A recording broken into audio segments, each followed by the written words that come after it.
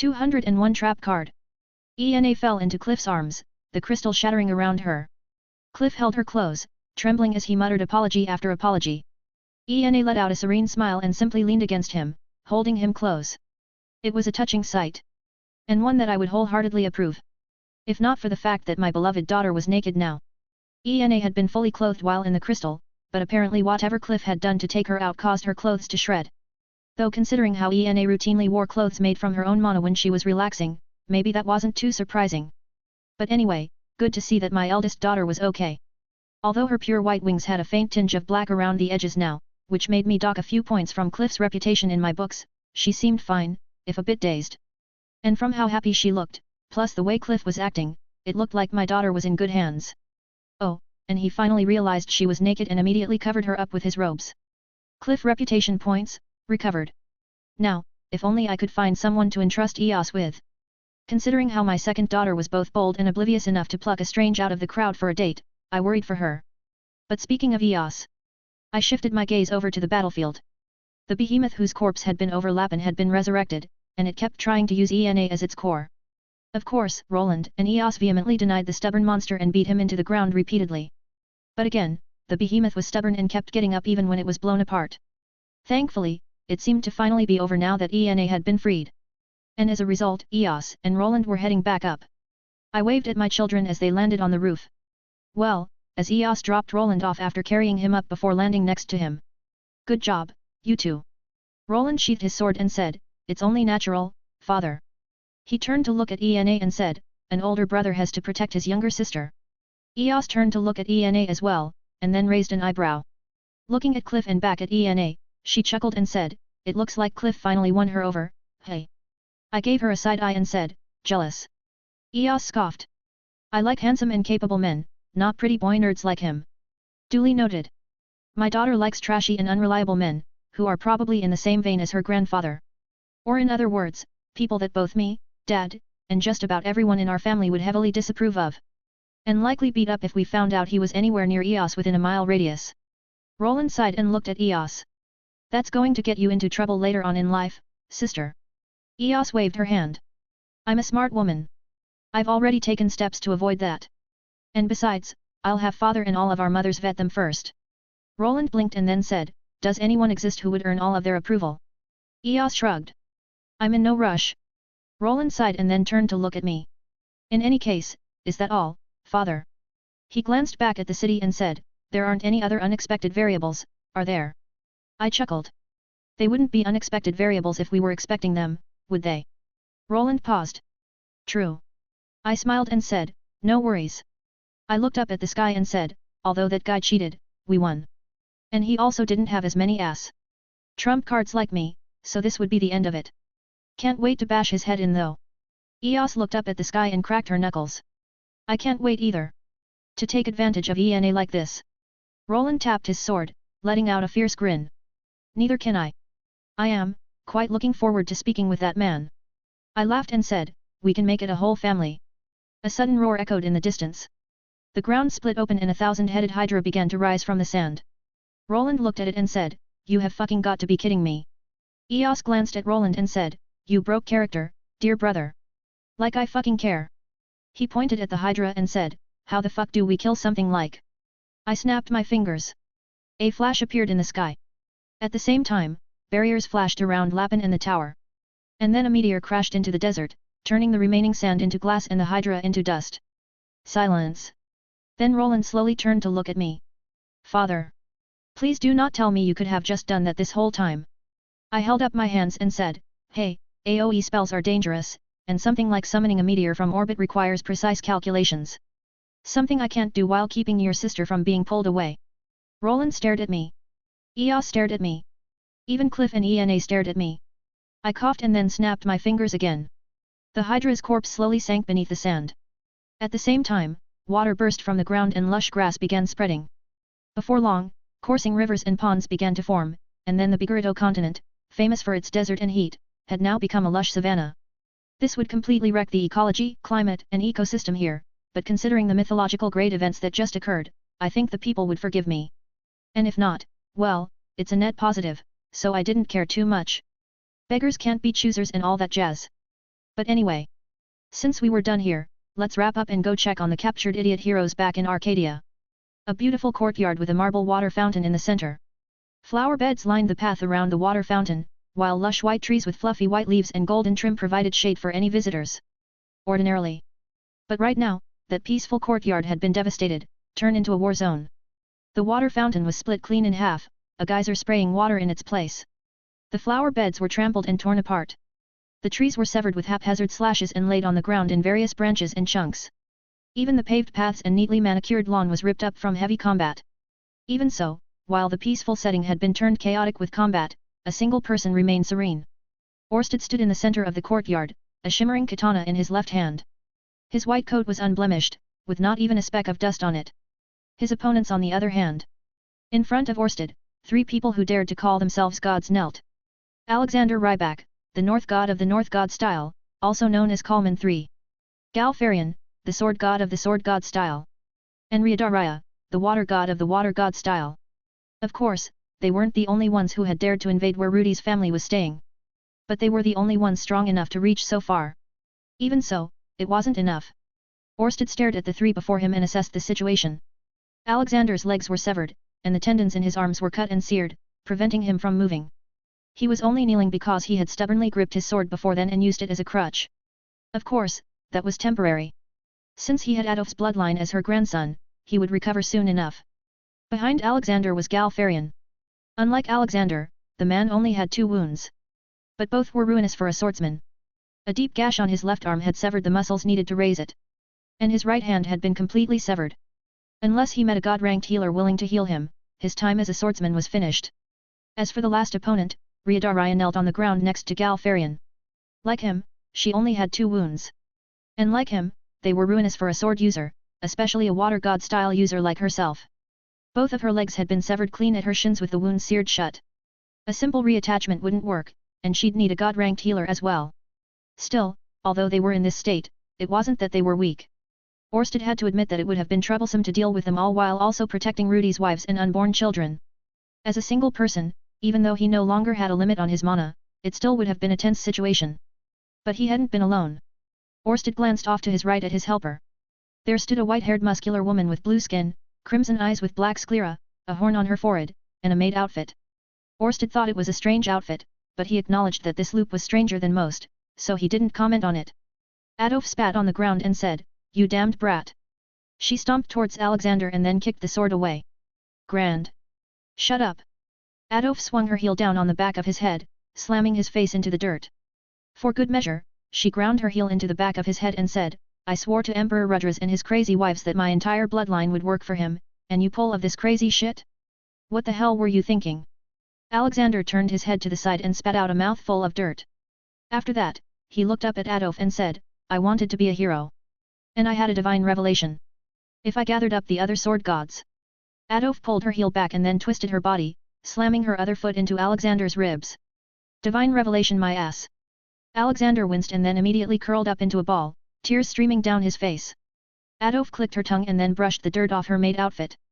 After that, she turned to Orsted and pulled out the sides of her skirt for a curtsy. "Sorry about that, Lord Orsted." Orsted let out an amused smile. Although he had good feelings about this loop, even if it failed, Orsted had enough memories to last for 1,000 more from this time alone. After all, when else would he see the prideful Adafaradov Rybak so demure? "It's fine." He glanced at Alexander and said, "You helped save me some trouble." At those words, Galfarian let out a bitter laugh. "Trouble?" He shook his head and looked at Orsted like he was staring at a monster. "Just you alone would have been enough. But to face the immortal Demon King as well." Ryadaraya let out a deep sigh and said, "I had honed after clashing with that man before. But I see that it's meaningless before the true dragon god." Orsted didn't respond. Instead, he spread his awareness around the surroundings to check for hidden assailants. Inside the palace, there was Eris, Roxy, Rika, and Sylphie all resting in a hidden safe room beneath the entrance hall and layered with myriad protective measures. There was also Norn, Aisha, and Stella, who were stubbornly patrolling the palace despite repeated warnings by himself and others. The 12 remaining captains of the White Knights were also patrolling, led by Astolfo. But there didn't seem to be anyone else. Even so, Orsted didn't lower his guard. Like Rudy said, and like Orsted had experienced, he don't know, being W was a tricky god. He always struck at a moment of complacency. So even though it seemed they were in the clear, Orsted stayed wary. Silence filled the air. And then eventually, Galfarian looked up at Orsted and said, "Are you going to kill us?" With those words, everyone else turned to look at Orsted as well. Orsted was quiet for a moment, thinking. And then he said, "I would. You are that being's apostles, and you are Rudy's enemies." He narrowed his eyes and said, "Were I to face you alone on my own volition, you would undoubtedly perish." A pair of faint presences from the distance. Two young girls frantically running towards the courtyard. It caught Orsted off guard, but then he saw Norn, Aisha and Stella huddled together in the palace with a magic artifact. Seeing that, Orsted smiled and shook his head. "You are fortunate that I am only here to protect at the will of another." Galfarian looked confused. And then a female voice echoed from the far side of the courtyard. "Dad." Galfarian flinched and glanced back. At that time, another female voice called out. "Grandma." Riada flinched as well and looked back too. Nina and Isolti. Norn's friends, and Rudyard's disciples who had been teleported to the magic continent for all these years and training. They had grown up, becoming competent young women. But at that time, they were nothing more than children, running up to their family members with tears in their eyes. Seeing that, Orsted looked at Galfarian and Riada before saying, "I do not wish to see children in pain. And I am sure that you two do not either." Galfarian sighed. "You win." Riada sighed as well and then hugged Isolti. "I'm sorry, child." Nina and Isolti were inconsolable, still crying even as they were reunited with their family. But it was understandable. Unlike in many other times, from what Orsted heard, Nina and Isolti had been swept away to this foreign land without any friends or family at a very young age. And as it had been impossible to return until recently. Well, it was indeed emotional. Seeing that made Orsted wonder a bit. If his mother and father were alive and he were to meet them, how would he feel? Laplace or rather, Pierre didn't count. Adoptive brother he may be, Orsted had only learned the truth recently, so there were mixed emotions there. Particularly considering the number of times they fought each other to the death. And the number of times he had died to Laplace in the early days. And was this because of Rudy? Orsted recognized that he was thinking in a way that he never did before. And on realizing that, he let out a light chuckle, letting his attention lapse for a brief moment. "Jisu." Alexander ripped his head away from beneath Adolf, blood spraying as he did. But then he raised his head to the sky and shouted. "Now!" Orsted froze and quickly spread his awareness. An ominous white magic formation appeared in the sky above. At the same time, Jisu appeared on a nearby tower, waving. The moment that appeared, Galfarian and Riada broke away from Nina and Isolti, as if possessed. Orsted glanced over at Adolf. Adolf clicked her tongue and then grabbed Nina and Isolti. And not a moment too soon. Black tendrils emerged from thin air and pierced into Galfarian and Riada, sealing their wounds and regrowing their severed body parts. The same was true for Alexander, who suddenly stood, grabbing his sword from the ground. Staring at Orsted, Alexander grinned and said, "A hero always has a trump card in play to save the day. Now." He pointed his sword at Orsted and said, "Today, we slay a dragon. For justice." Orsted clicked his tongue. That is not how a hero acts. He had seen plenty in the past. Brave men and women who laid their lives down to protect others. Those who charged against Laplace in the future knowing they were no match. Compared to them, Alexander was just a child, throwing a selfish tantrum. Alexander laughed and said, "It's for the greater good. Now. Have." Galfarian and Riada suddenly collapsed. "Huh." Alexander looked surprised. Orsted ignored him and looked up at the sky. It was a man floating in the air. Silver hair, ominous green eyes. With silver mana emanating from his body and a tattered white cloak floating around him, he looked like someone who had just stepped out of ancient times. And he was someone that sent every instinct Orsted had on overdrive. This man, he was dangerous. The silver-haired man idly looked around the surroundings before locking eyes with Alexander. After that, a crooked smile crossed his face and he said, "Greater good. I've fought for it, but I've always hated that term." It was different. The face, the voice, the demeanor. But Orsted could tell. The man standing there. Laplace. Adolf spoke first, her eyes wide in shock. Laplace looked at her but didn't respond. Instead, he shifted his gaze towards the magic circle and held out his hand. After that, he said 2 words. Dot. And then everything ended. 202 A moment of respite. The white magic circle that appeared in the sky vanished. Alexander slumped to the ground, unconscious and unmoving. The black limbs that appeared on Galfarian and Riada vanished. Jisu dissolved into a faint white mist. Then Nina fainted, followed by Isolti and Adolf. And like that, it was just Orsted and the person who must be Laplace floating in the sky. For a moment, there was nothing but silence. But then Laplace muttered, "It's almost over now." Orsted tensed, wondering if he was going to do something else. At the same time, Orsted racked his mind for a solution. That spell was something he had never seen before. In an instant, it had drained away the mana from the magic circle, and everyone but Orsted. Not only that, but there had been enough control to drain in separate level. Jisoo became mana, Alexander was drained enough to become a normal human, at least temporarily, the girls were drained enough to be knocked unconscious, and then Adolf was drained enough to faint. And it was instantaneous as well, with an incredible range. If that man wanted to, he likely could target Rudy's family in a single moment. Thankfully, he hadn't. Orsted could still sense them all in the palace, moving as they were. And the man also hadn't targeted the knights. Even so, while he didn't appear to emit animosity or hostility, he was dangerous. Orsted took in that information and ran through those thoughts in an instant. In the next, he decided to attack. Friendly or not, the man was too dangerous to be so close to Rudy's family. But before Orsted could act, someone else did. A flash of brilliant golden light appeared in an instant. Aramanfi, swinging a sword at the silver-haired man's neck. But it didn't connect. No. It did, but the blade suddenly dissolved, leaving Aramanfi unarmed. The silver-haired man idly glanced at Aramanfi before clicking his tongue. "You are as quick to attack as always." "Perugius is impatient, is he?" Aramanfi didn't respond. Instead, he glanced at Orsted below and back at the silver-haired man in front of him before saying, "It appears the message was true." But before he could say anything else, a black light enveloped Aramanfi and he vanished. And in that moment, Orsted crossed the gap between him and the silver-haired man and swung his sword. A thin silver line distorted the air. But like with Aramanfi, Orsted's attack didn't connect. And like with Aramanfi, Orsted suddenly found himself at the whim of his opponent, caught in midair by an invisible force. Thankfully, it seemed that Orsted could still move. But "You can relax, Orsted." Orsted froze. A different face. A slightly different voice. But standing there in front of him, speaking in that way. "Rudy." The man let out a sad smile and then walked forward to pat Orsted's shoulder. "It's good to see you again. And I hope this ends well this time." Orsted was confused. But before he could do anything, he was back on the ground, and the man was gone. But a moment later, space rippled and Rudy walked onto the courtyard. Taking a quick look around, he frowned and then turned towards Orsted. "What did I miss?" Orsted sighed. "RNG. I still think that you were dumb for not telling anyone about that, Unai-chan." I casually batted aside a flurry of fireballs from FAI, dodged an icicle spear from Wada, and punted Leo who was trying to bite my ankles. After that, I said, "When your arch-nemesis is a divine being who can see across the entire world and also acts petty for no reason, you can't take any chances." We were in the training grounds out behind the palace. By we, I meant me and my younger sisters, Norn, Stella, and Aisha. Speaking of which, I tilted my head to the side to dodge a slash from behind by Norn and then grabbed her arm. "Wah!" Before she could react, I chucked her over my shoulder at Stella. "Nei-chan." Stella gasped and ducked to the side to avoid getting squished. But that meant Norn was going to crash on the floor. Thankfully, Aisha was there and stopped her by casting a quick wind spell to act as a buffer. After that, Aisha let out a deep sigh and said, "You two are both not good enough to fight Rui while talking." "I'm not either. So can we please focus?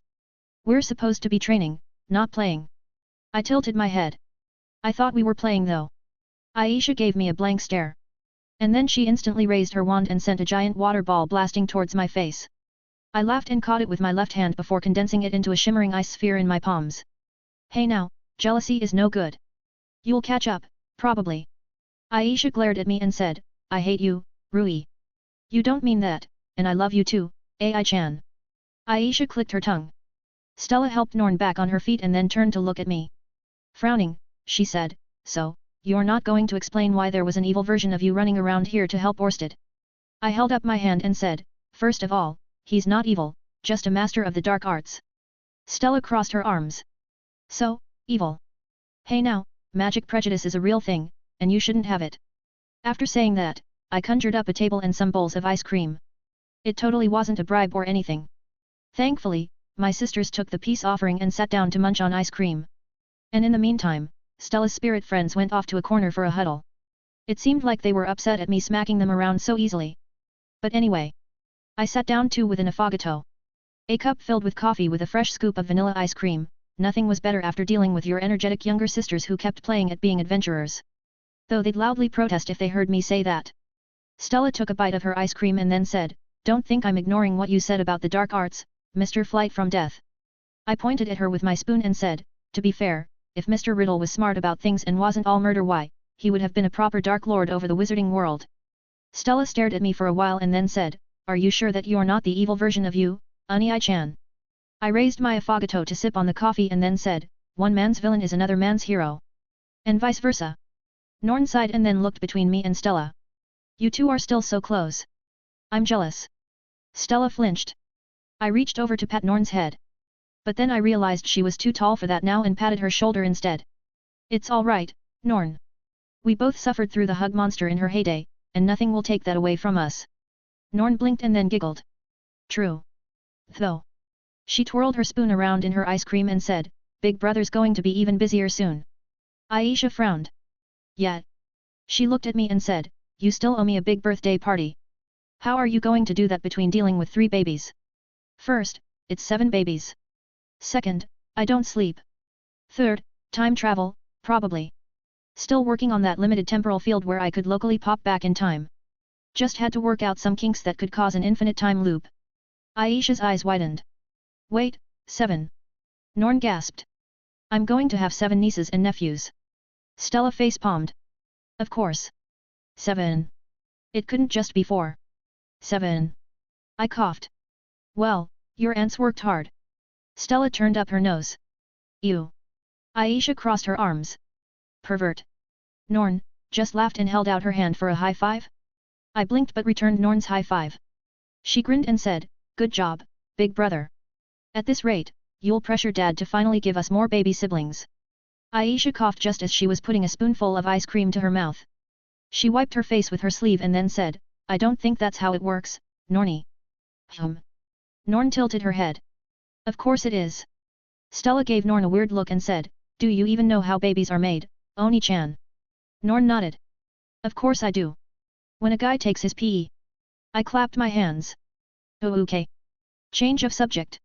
I looked at Norn and said, are your friends Nina and Isolti okay, Norn? Norn looked a bit upset at being interrupted, but then she nodded. They're fine. Mr. Farian is staying with Nina in her house, and Miss Riada is staying with Isolti at her house. I blinked. Wait. They have houses? Are they even old enough? Norn paused to think about it. Maybe. Well, they're A-ranked adventurers anyway, so I guess it doesn't matter. A-ranked adventurers. Stella rolled her eyes and said, what are you surprised about, Unai-chan? You became a demon lord before you were even 10 years old. Well, yeah. But I'm a literal heaven-sent genius. I scooped a bit of ice cream from my affogato and munched on it. After that, I said, I didn't get that impression from Nina or Isolti. Hey. Guess I should congratulate Ruchard for being such a good teacher. Norn nodded. Mr. Ruchard really is a good teacher. He's not the best fighter, but he's really good at explaining. Aisha sighed and said, I wish I could say the same about my teacher. I blinked and said, what do you mean? Roxy's a great teacher. Aisha glared at me and said, I'm talking about you, idiot big brother. Do you know what I have to deal with at the academy now? Nobody but me gets what you say, so suddenly I'm the assistant professor helping everyone. I coughed and said, well, as the student council president should. Aisha paused and then quietly stood up. I stared at her and raised an eyebrow. Ai-chan. She smiled and quietly walked over to my side. Big brother. Yes. Die for me. Aisha, hold GRK. Gawk. Aisha, no. Nei-chan, stop.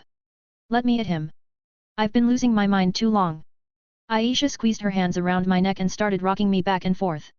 First breaking the fundamental theories of magic, then making me in charge of the class since he just left behind holographic records on loop, and now being an absentee professor along with Roxy and the school making me the substitute teacher. Okay. Confirmed that all my sisters have a tendency towards being yanderies when they snapped. Then again, considering Mama Lily and Mom.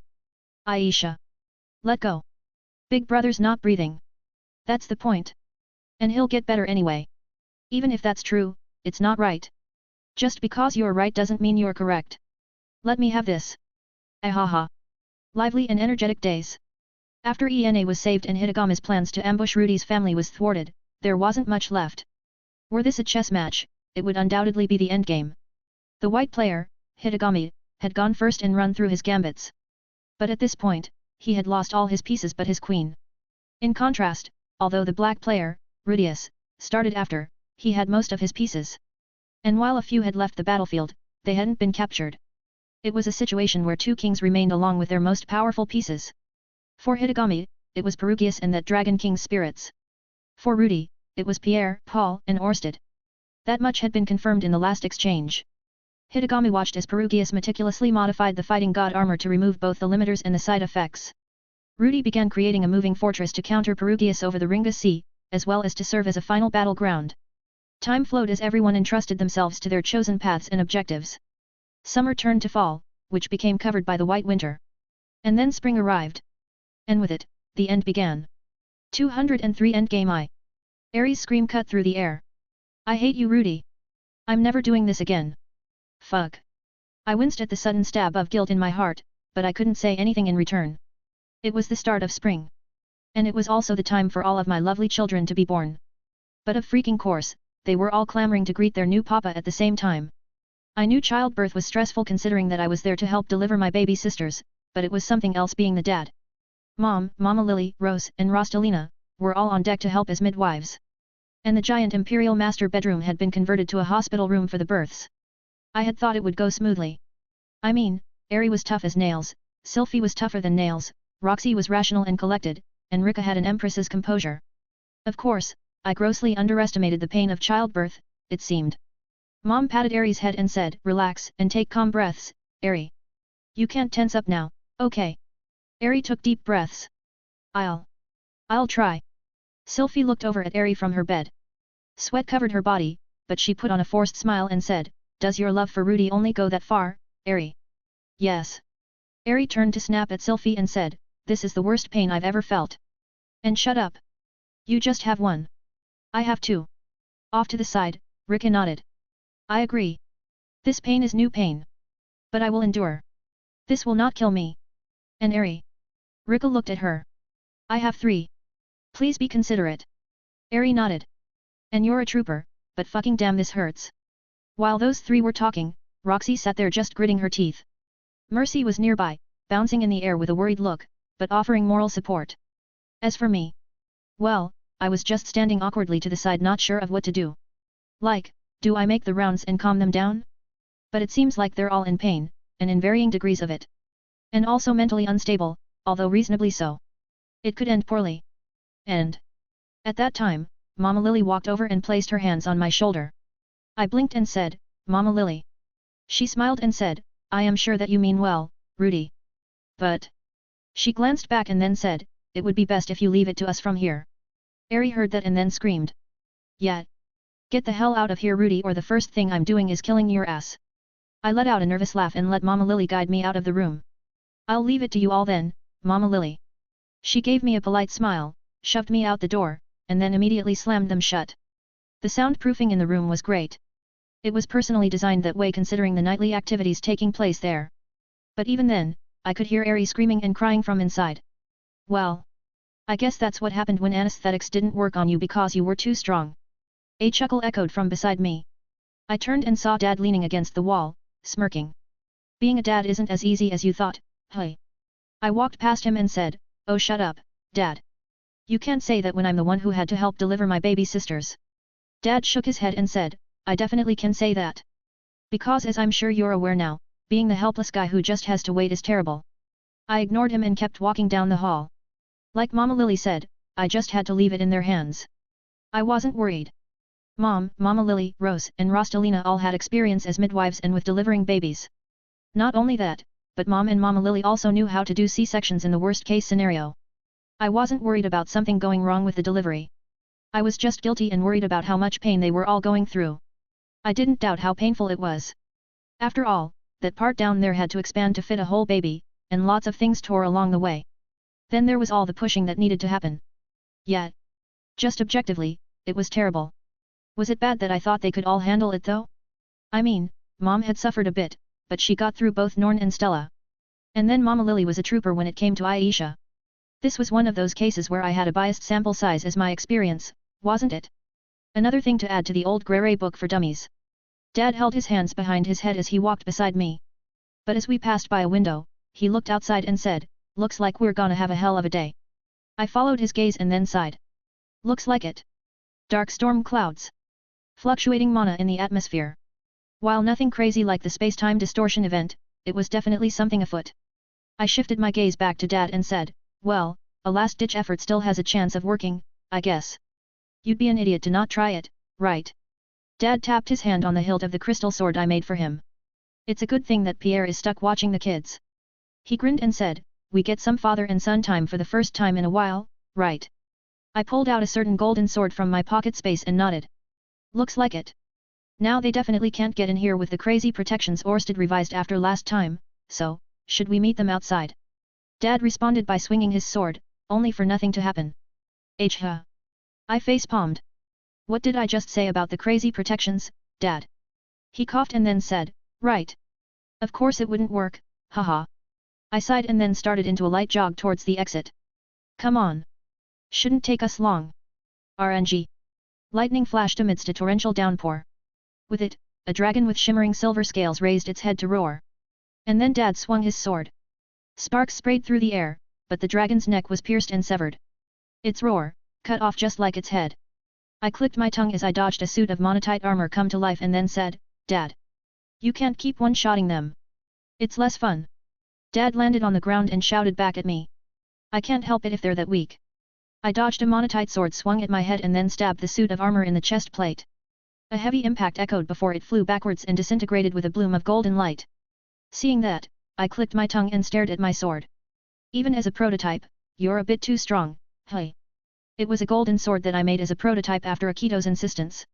Something about a man's fantasy being able to hold a golden sword up to the sky, shout ****, and then blast everything apart with a golden energy wave. Right now, the energy wave was really just a compressed blast of mana like the Hydra had used. But apparently, it was strong enough to overwhelm magic nullifying minerals. Good to know, but bad for having fun with monsters. I sighed and chucked my sword back in my pocket space before grabbing the monotite sword the suit of armor was just using. At the same time, I also swept up the broken fragments.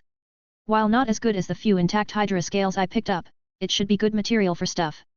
Lightning struck the ground in front of me, spawning a skeleton with golden armor riding a giant spider. Hey?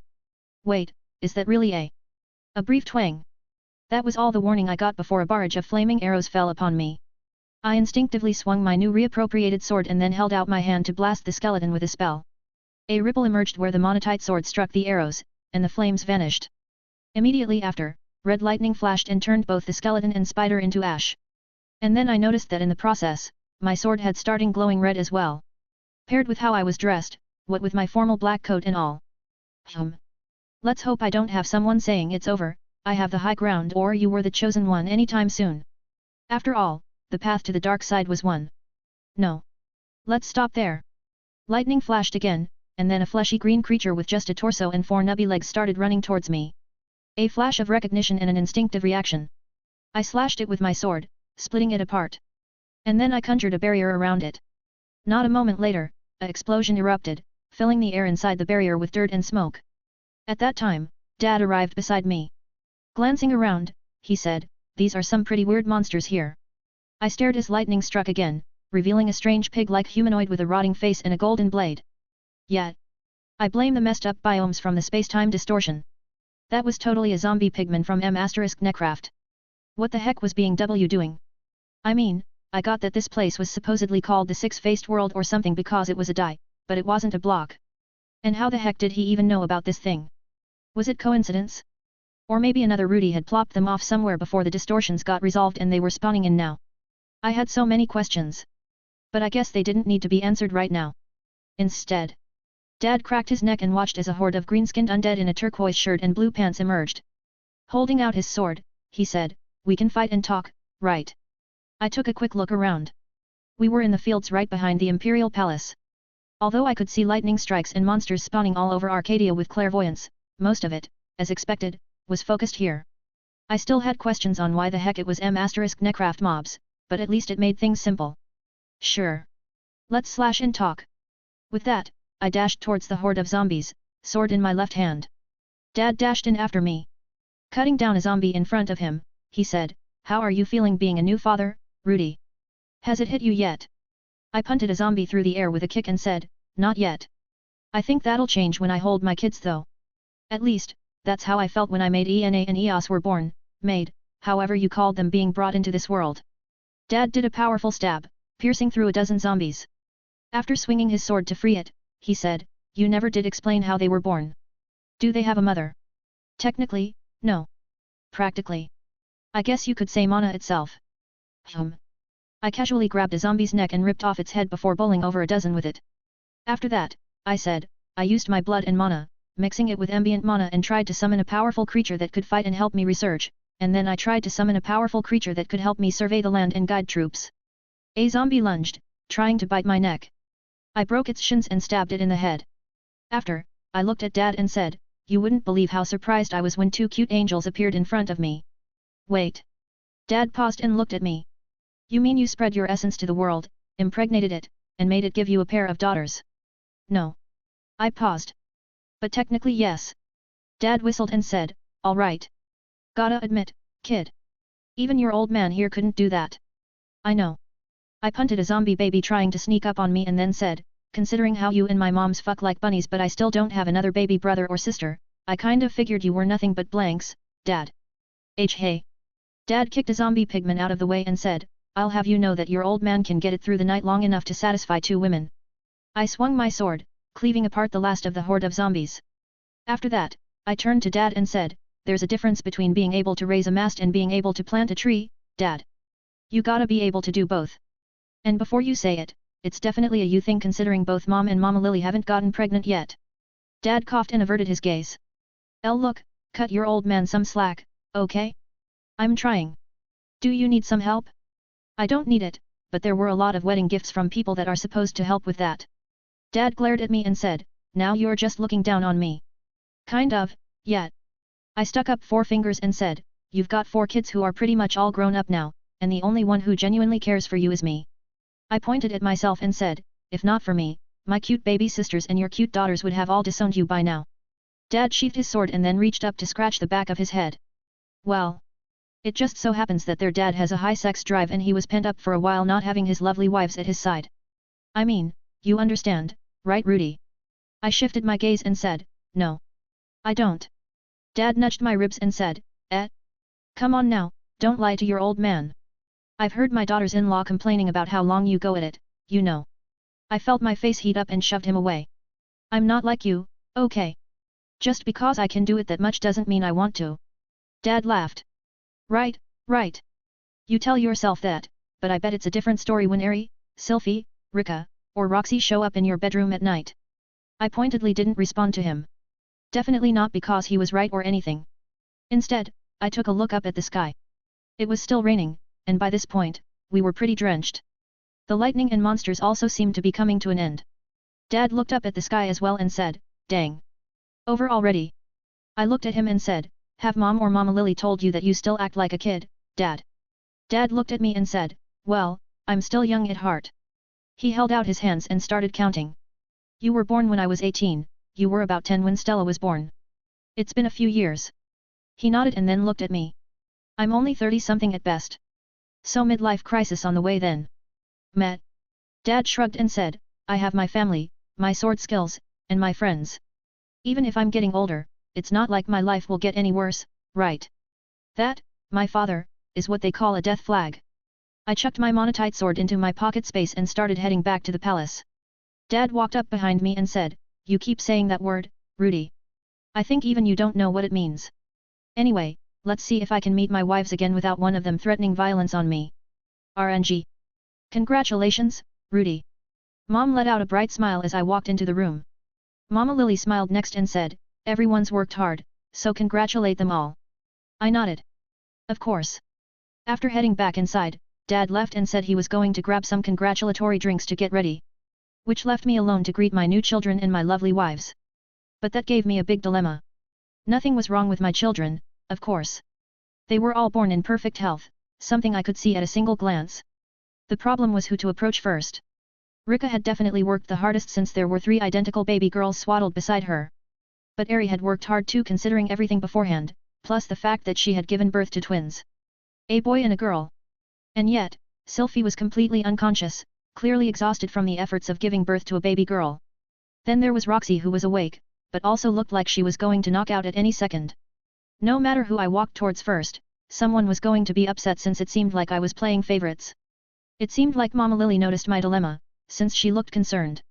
But then I decided. It would look even more like favoritism if I walked towards them out of order, so I decided to just check on my wives and my new children in the order I married everyone. Definitely would look like airy favoritism, especially with how she acted up earlier. But Sylphie was asleep, Roxy was about to be asleep, and Rika didn't really care about that sort of thing much. And besides, they had apparently hashed out the order among themselves anyway, so punting the blame and deflecting. As every husband does when a problem comes up. That was my chosen tactic for the day. But anyway, course of action decided, I walked over towards Airy. She looked up at me with a sappy smile. After that, she looked to the side at our two children. Look, Rudy. Aren't they adorable? Before that, I gave Airy a quick peck on the cheek and said, good work, Airy. Airy giggled and said, it's nothing. But look. She pointed at our new son and said, he looks just like you, doesn't he? And our daughter looks just like me. They're so cute together too. Was she high off the happy mother hormones or something? I thought Airy would be complaining and everything, but she was nothing but smiles and giggles. Still, good for me. Now, as to our new children. Like Airy said, our new son looked a bit like me. He had a bit of light brown hair already, and while his face was pudgy, I could already see that he was going to have some handsome features growing up. But unlike me, my son had inherited her mother's crimson eyes. In contrast, our daughter looked a lot like Airy, with some tufts of crimson hair and even Airy's sharp eyes. But unlike her mother, our daughter had my eyes. Well, my original color eyes. A striking light green that contrasted well with her crimson hair. I walked around to stand over our new son and daughter and then held out a finger to both. "Ba." My son blinked, looking confused. "Ba." In contrast, my daughter waved her hand, as if trying to grab my finger. Of course, it could all be coincidence. But it was important to keep note of these things early on. What they reacted to, what they liked, what they didn't like. Unlike my sloppy father and well-meaning but a bit air-headed mother growing up, I was definitely going to be a good father to my kids. Although, it seemed like my kids were already deciding to be good children as well. Usually, babies were a lot louder and stuff after they were born, right? Or maybe they were all tired out too. Something to note. Airy leaned up in her bed and looked at me. Have you decided what we're going to name them then, Rudy? I looked at her and said, I'm surprised you didn't go ahead and name them already with how much you were threatening me earlier. Airy turned a bright red and said, that was because I wasn't prepared, okay? It won't happen again. Promise. I laughed and walked over to kiss Airy. She blushed and said, hey. Time and place. Yeah. But still, just wanted to let you know it's fine. I smiled and said, I already knew you had a temper when I married you, so I can take a little verbal abuse. I mean, you're just going to curl up with cringe and guilt after you come to your senses later anyways, right? Airy puffed her cheeks and said, you're such a bully. I poked her right cheek and said, but you love me anyway. Airy huffed and said, hurry up and decide already. Don't keep everyone waiting. Then I guess we'll go with what we thought originally, right? I walked back over to our son and daughter. After that, I lightly tapped our son on his forehead and said, you'll be Ares, our little god of war. And you? I lightly tapped our daughter on her forehead and said, you'll be Christina, named after a brilliant scientist who broke the laws of time apart. Ares smiled. Ares and Christina wait. She blinked, suddenly realizing my last words. What was that about a scientist? And time? I laughed and gave Ares another kiss. Secret? You? I smiled and patted her shoulder. Just relax and rest, Ares. You've worked hard. Ares huffed and said, you're lucky you're handsome. And I appreciate how beautiful you are. Ares rolled her eyes and shooed me away. I smiled and then walked over to Sylphie. The moment I reached her bed, she blearily opened her eyes. Rudy. I gave her a soft kiss on her cheek and said, good work, Sylphie. Sylphie smiled and then reached up for my face. I leaned forward, letting her place her hand on my cheek. I did it. She gave me a bright smile and said, I gave you a beautiful girl. I held her hand against my cheek and smiled. Yes. Our lovely daughter. Sylphie's smile widened and she turned her head to look at our daughter. As she did, she hesitated and said, is she okay? Of course. In fact. I walked over and gently lifted our daughter out from her bed. Ga. Bright green eyes blinking in surprise. Beautiful silver hair. Wait. I did a double take and glanced back at Ares and Christina. They had inherited mine and Ares' hair color and eyes. So then my daughter here. Sylphie smiled and said, oh good. She didn't inherit my green hair. I moved closer to Sylphie and sat on the edge of the bed. It looks like it. Although it seems our daughter wanted to be a bit special and have silver hair instead. Clearly, my silver hair wasn't genetic. And I had thought Sylphie's wasn't either. But I was clearly wrong here and our cute little daughter had decided otherwise. In hindsight though, it was kind of weird that Sylphie had green hair when neither Laz nor Rose had it. Maybe it was a recessive thing from her grandfather. Wait, no. Roland had green hair too. Hey. Maybe Sylphie had somehow rewritten her DNA with all the healing magic she did. But anyway. I looked at Sylphie and said, what should we name her? Sylphie giggled and said, what do you mean, silly? We already did, remember? Sylphie reached over to gently hold our daughter's hand and said, isn't that right, Lucille? Lucille giggled and then reached out to grab Sylphie's hand.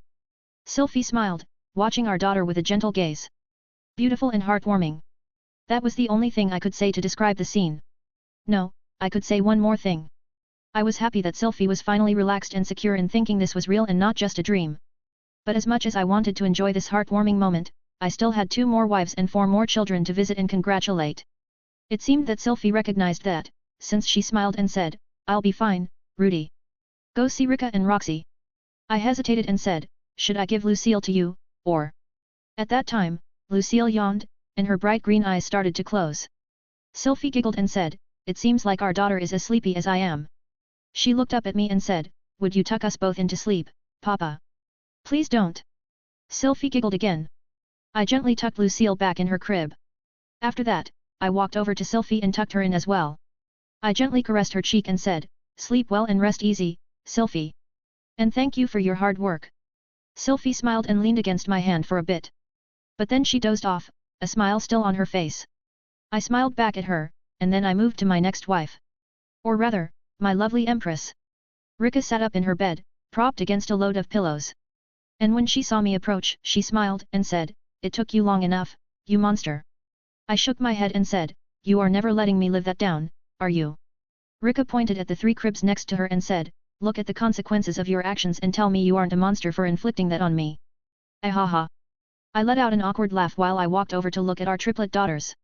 At first, I thought they were completely identical. But as I took a closer look, I saw that they weren't. Our daughter on the left had lilac-colored hair like Rika, but her eyes were a bright pink with heart-shaped pupils. Meanwhile, our daughter in the middle had silver hair and silver eyes with pupils that looked like a crescent moon.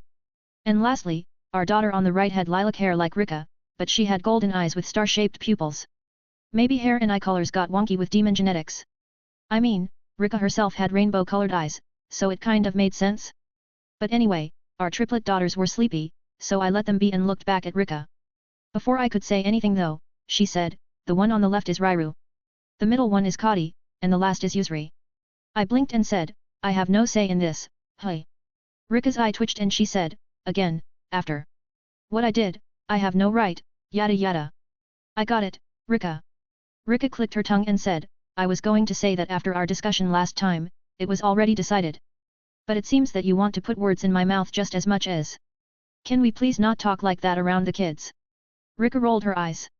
But after that, she dropped the haughty Empress act and gave me a genuine smile. I joke about it a lot. And you definitely have an insatiable appetite, but still. She reached up to grab my hand and said, thank you, Rudy. I paused and then knelt down to kiss her hand. No. Thank you, Rika. As always, you keep putting up with me and helping me with everything. Rika laughed. If not me, who else? Well, there are 3 other beautiful women here who would volunteer. Rika snorted and said, you say that, but do you think any one of them could properly run an empire like me? I paused to think about that. Airy. She actually would grow into it a bit. She was already pretty level-headed these days and helped ground me a lot, so probably. Sylphie would definitely run it to the ground though. Could easily see her being a tyrant empress doing stuff behind my back to keep the empire peaceful. As for Roxy, well, she tended to easily get lost in research. And I knew firsthand how much she hated bureaucracy from how she reacted with being the headmaster of Renoa Magic Academy, so. Don't answer that. Rika interrupted me and said, it won't end well for you either way you answer. I started to sweat and then nodded. Rika reached up to stretch and then glanced over towards Eri and Sylphie, who were both already asleep. Seeing that, she nodded and said, since the others are doing it, I might as well also sleep. I gave Rika a peck on the cheeks again and said, good work, Rika. I appreciate you a lot. Really. Then say I love you more, you selfish bastard. Rika grumbled and then rearranged her pillows so she could lay down. I smiled and kissed her on the lips. I love you. Better. Rika blushed and then buried herself in her blankets. I chuckled and then patted her head before walking over to Roxy. When I arrived at her bedside, she gave me a weak smile and said, I heard the lightning. Is everything all right? I patted her shoulder and said, everything's fine, Roxy. Are you all right? Roxy laughed and then turned over on her side to look at our daughter. Books and teachings only tell you so much. Experience is the only real way to know. I followed Roxy's gaze and looked at our daughter. And our daughter immediately turned to look back at me. She was cute, with blue hair just like Roxy. But she surprisingly had golden eyes like I currently did. And that wasn't the only surprise. Papa. I flinched and then looked at Roxy. Roxy laughed and said, she's special, isn't she? It seems so. I blinked and then looked at our daughter. Then I tentatively sent her a mental transmission. Can you understand me? Our daughter blinked and then giggled. And immediately after, I heard a cute voice in my head. Papa. Papa papa. Okay. Mild heart attack resolved. Our daughter wasn't a reincarnator, just a really smart baby girl. Though Roxy's words about experience being the real way to know suddenly made sense. Mama. Papa papa. Roxy smiled and then shimmied over close to the crib. After that, she reached out to gently grab our daughter's hand and said, that's right. Your papa came back. Papa. After saying that, our daughter giggled. I was still processing this new information. But I decided that I could process it later and shelved it. For now, I looked at Roxy and said, I'm asking just in case, but have you decided on a name for our daughter, Roxy? Roxy hummed and then turned to look at our daughter. What do you think? Do you want Mama to choose a name, or Papa? Our daughter blinked and furrowed her eyebrows. But then, Papa. I let out a wry smile and said, do you really understand, daughter? Roxy smiled. Well, she did choose, Rudy. And you did think of a good name this time, right? I hummed and then reached out to hold our daughter's hand. She smiled and then giggled. Papa. Papa papa papa. Hearing that in my head, I laughed too and said, you like me that much, hey? Papa. I smiled. All right. Then for a name. The original plan was to go for Selena. But seeing how special our cute baby daughter was. How about Celeste? Seals. I blinked and shook my head. Celeste. That's your name. Celeste, not Seals. Seals. Mama. Seals. Roxy giggled. I let out a wry smile and said, Seals is a good name too, I guess. Celeste, or I guess, Seals, let out a yawn. After that, she slowly closed her eyes. And hearing that tiny yawn, Roxy started to yawn as well. Smiling, she looked at me and said, well. Since I worked hard, I've earned my rest, right, Rudy? Of course. I smiled and said, thank you for your hard work. Roxy giggled and said, do you know that you sound like a golem now with how many times you've said that? Even if it's repetitive, it's worth saying to each of my lovely wives. Roxy smiled. That's right. Keep that in mind and we won't tear you apart. That's a joke, right? Maybe. I let out a sigh. Roxy giggled one more time and then leaned back in her bed, making herself comfortable. After that, she smiled and said, good night then, Rudy. I'll see you later. I gave her a kiss on her cheek and said, pleasant dreams, master. Cheeky bastard. I missed being that by a few months, so, no. TCH. I smiled and then left the room, giving my wives and my new children the rest they needed. RNG. The War Council room in the Imperial Palace on the first floor. After leaving me to meet my new children, Dad had apparently repurposed it to a makeshift bar. I didn't know how he managed to find the beer, steaks, and bottles of wine, but I appreciated the fact that he did. Especially since it was time to square away the final game plan. Right now, me, Dad, Pierre, and Orsted were sitting around a small circular table. Dad was on my left, Orsted was on my right, and Pierre was seated across from me. After we all settled in and Dad poured us mugs of beer from the tap, Dad raised his mug and said, cheers to Rudy and my 7 new grandchildren. I raised my mug too, and then said, when you say it like that, it's actually kind of a lot, hey. Pierre raised his mug for the toast and said, cheers. Though I can't imagine how you are going to deal with it. I barely managed with just Lulu. Orsted raised his mug as well and said, congratulations to you and your wives, Rudy. Although, I have to agree that 7 children is quite the number. None of the other royalty I have encountered in my life has come close to that. I laughed as we finished the toast. Yeah, well. It just happened. Dad laughed and then took a sip of his beer. After that, he said, that's what we told your grandparents about you. They weren't amused. I nodded. Of course. They're the most orthodox Mealy's followers you could find. I'm surprised they're even starting to come around in the first place. Pierre sipped on his beer and said, thank your aunt for that. She's been chipping away at them for a while now. And it helps that Cliff is getting married to Ena. I blinked. Wait, what? I frowned. I didn't hear about this. Dad face-palmed. Pierre. Pierre froze and then turned his head to cough. I mean in another timeline. Right. Definitely not this. Fuck. He groaned and then chugged his beer. Orsted cracked a smile and sipped on his beer. After that, he turned towards me and said, your life is never a dull moment, is it, Rudy? Apparently not, even when being W isn't messing with me. I frowned and sipped on my beer. So Cliff already asked Ena for her hand in marriage, hey? I'll wait a few days to see if he was just being polite about the timing. He was a traditional and romantic sort of guy, so he would definitely come to ask me for Ena's hand in marriage.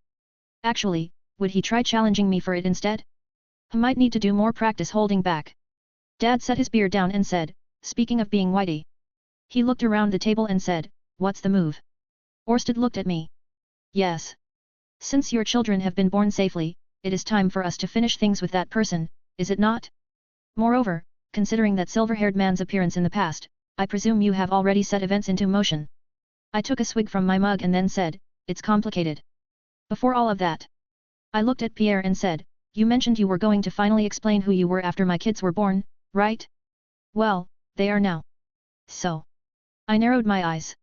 Who the hell are you, Pierre? Sure, you're technique god Laplace, but you're also definitely a Grere. So who? No. What are you? 204 Endgame 2. Pierre set his mug down on the table and then said, you're right. Since we've passed that point, I can explain it now. Dad frowned. Past what point? And what do you mean? Orsted didn't say anything, but he looked at Pierre with a thoughtful gaze. I just sat there and waited. It was clear that Pierre wasn't an enemy. And it was also clear that he was family, legally since he was married to Rostalina, but also by blood somehow.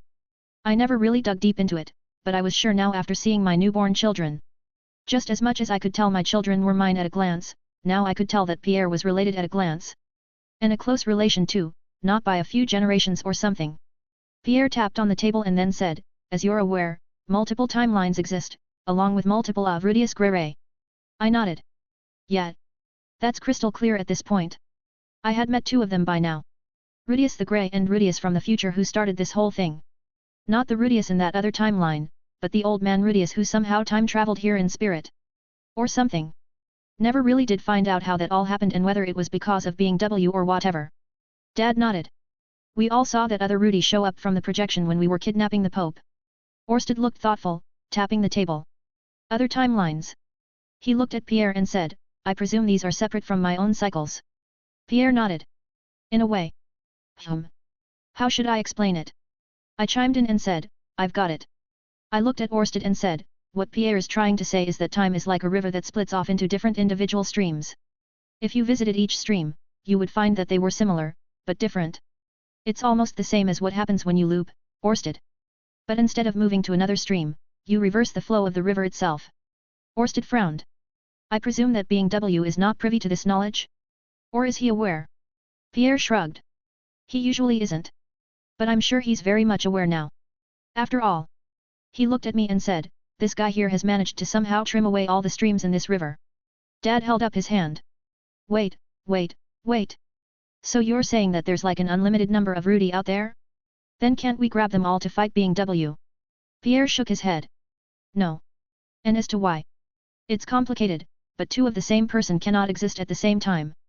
I frown. Wait. That's not right. When I went to the other timeline, Sylphie and Roxy met their other selves. And in this timeline, Rika is here as well as Kishirisu. Pierre rubbed the bridge of his nose. That's why it's complicated. It should be impossible. But somehow, you made it work. He shook his head and said, I can only guess that maybe this timeline and that timeline aren't two streams but two adjacent rivers, going by your analogy. Orsted frowned. Then am I present in two rivers as well? At that time, I was not able to go with Rudy. He paused. And neither were you, Pierre. Pierre nodded. Yet. And that's the weird part that I don't get. Okay. Now I was starting to get a headache. This was why multiverses and time travel shouldn't be mixed. I waved my hand and said, we can sort that out later. The important part is you, Pierre. What are you? Pierre hummed. Well, I guess that's enough background context. As for me, I'm the enforcer. I blinked. The what now? Pierre tapped the hilt of the sword worn at his right side and said, continuing your analogy, I'm the one who jumps between streams and dam them up when they spill out into dead ends. I also dam up the streams that basically are the same thing as the main river we're on. I blinked and then held my hand up to my chin. Well, that explains why you keep mentioning fighting so many of Rudius Grere and casually talk about parallel timelines. Dad frowned and then really stared at Pierre's face. Pierre stared back and looked amused. What? You're not Rudy, are you? Pierre laughed. No. Despite everything, I'm not another Rudius Grere. But it's close. He paused. Well. A bit more complicated too. He looked over at Orsted and said, as I've said before, I'm Technique God Laplace. In terms of my existence, that's the individual I am here in this world. I nodded. We've figured that by now. And it's also why Laplace's seal was broken and his castle was empty, right? You're Technique God Laplace, but you have the full Laplace's memories. Pierre nodded. Right. In terms of my being. What I am instead of who I am. I'm a composite being made with Paul Grere's body from a river that was spun back to its source, the former dragon god Laplace's memories, and scattered pieces of knowledge from the person who became Rudius Notus Grere. Silence. Dad blinked. Orsted frowned. And as for me? You're what? Pierre sighed. RNG. To sum everything up, since it would take literally 10,000 words to describe it all. In one timeline, no, in one time trunk that split off into various timelines, there was a Rudy who got sent into a coma after Paul injured him in a duel. Said Rudy wakes up almost a year later, and their family is completely broken down.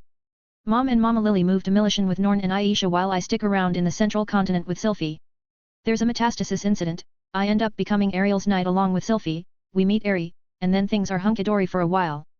And then being W says fuck you all, I'm killing you off. He spawns in some crazy monsters and sends monster hordes running rampant around the world as Mom, Mama Lily, Norn, and Aisha are visiting us in the central continent. Things happen, they die, and Dad arrives too late despite being super strong due to training hard to fight off his depression. That Rudy curses Dad to death, saying that if he was here, they all would have lived. That Rudy, Sylphie, and Ari die due to being scrubs, weak because they became complacent. Dad apparently went sicko mode, cleaned up the Azura Kingdom, killed all of Being W's apostles, and even tried teaming up with Orsted to beat Being W. But they lost and Orsted looped. On Paul's deathbed, he makes a deal with Laplace, who had just awakened due to the chaos with his memories restored. And here we are. I stared at Pierre. There was a long silence. And then Dad slammed the table and stood up. I bang Lena. Pierre let out a long-suffering sigh and said, no, you don't. Lena is my wife, and I'll have you know that the operating personality here is former dragon god Laplace, aka, me. And you should be happy she even gets along with you, considering that in most other timelines you cause an incident that makes her despise you. I let out a deep sigh and rubbed my face. I hate multiverse theory. And I hate time travel. And I hate more this freaking god who keeps causing these messes. Pierre smiled and said, you and me both, Rudy. I shook my head and said, well. I guess that explains why you randomly dropped the ball, Pierre. I paused. And also why you call yourself Pierre. Pierre Simon Laplace, right? The French scholar. Pierre nodded. Right in one. I thought about Simon, but that was a bit too plain. Dad leaned back in his chair, still in shock. Pierre is, me. Well, not really me, but technically me. And also bits of Rudy. I mean, that's still technically just me considering Rudy has bits of me. But I decided to ignore Dad. He'd probably be like that for a while now. Instead, I said, all right. Pierre. I looked at him and said, putting your ridiculous real identity aside, why did you have to wait until now to tell us again? Oh right. Pierre nodded. I forgot, but basically this river was on the verge of splitting off into a lot of streams up until your children were born. Until then, if I said who I was, I had a high chance of being whisked away by the world since I'm technically too close to Paul. And also since that's right around when the Hydra incident happens where Paul usually dies. Dad snapped out of his stupor and then said, wait, were you planning on stealing my spot then? I knew you were a bastard. Pierre rolled his eyes. No, you idiot. It just means that if you lived, you would be different enough from the Paul whose body I modified, and if you died, there wouldn't be an issue since Paul was dead and I was a different person. Okay, let's stop this thread. I rubbed the bridge of my nose and said, I understand how to calculate space-time dimensions to hop between parallel timelines, but even I'm getting confused now. Not to mention Orsted here has been quiet the entire time. Orsted blinked and then said, no worries. I understand the situation. He frowned. It is just. He looked at Pierre and said, from what you said, my subjective experience and river of time should take priority over the streams, correct? Pierre nodded. Right. So why did I not know about Rudy until I met him? Silence. I frowned. That's a good point. I looked at Pierre and said, from what you said, Orsted should remember your timeline, right? No, every timeline, shouldn't he? Pierre paused. Maybe the creator god intervened. Dad sat up. The what now? Pierre blinked. Oh, right. I should mention that. He's not really a person anymore, but the creator god was the one who plucked me and made me the enforcer. Well, the creator god's lingering will at least. Ha. I covered my face with both hands and said, you're terrible at explaining things, Pierre. I paused and then looked at Dad. But I guess that's because you've got crappy hardware, hey. Orsted chuckled. I shook my head and slammed my hands on the table. Okay. Tangent and discussion about the wibbly-wobbly mess, that's time aside. For now. What do we do about being W? Orsted rubbed his chin. Usually, I would gather the fragments of the dragon god's spark of divinity from the dragon kings. He looked at Pierre and said, but I presume you know of another way. Pierre nodded.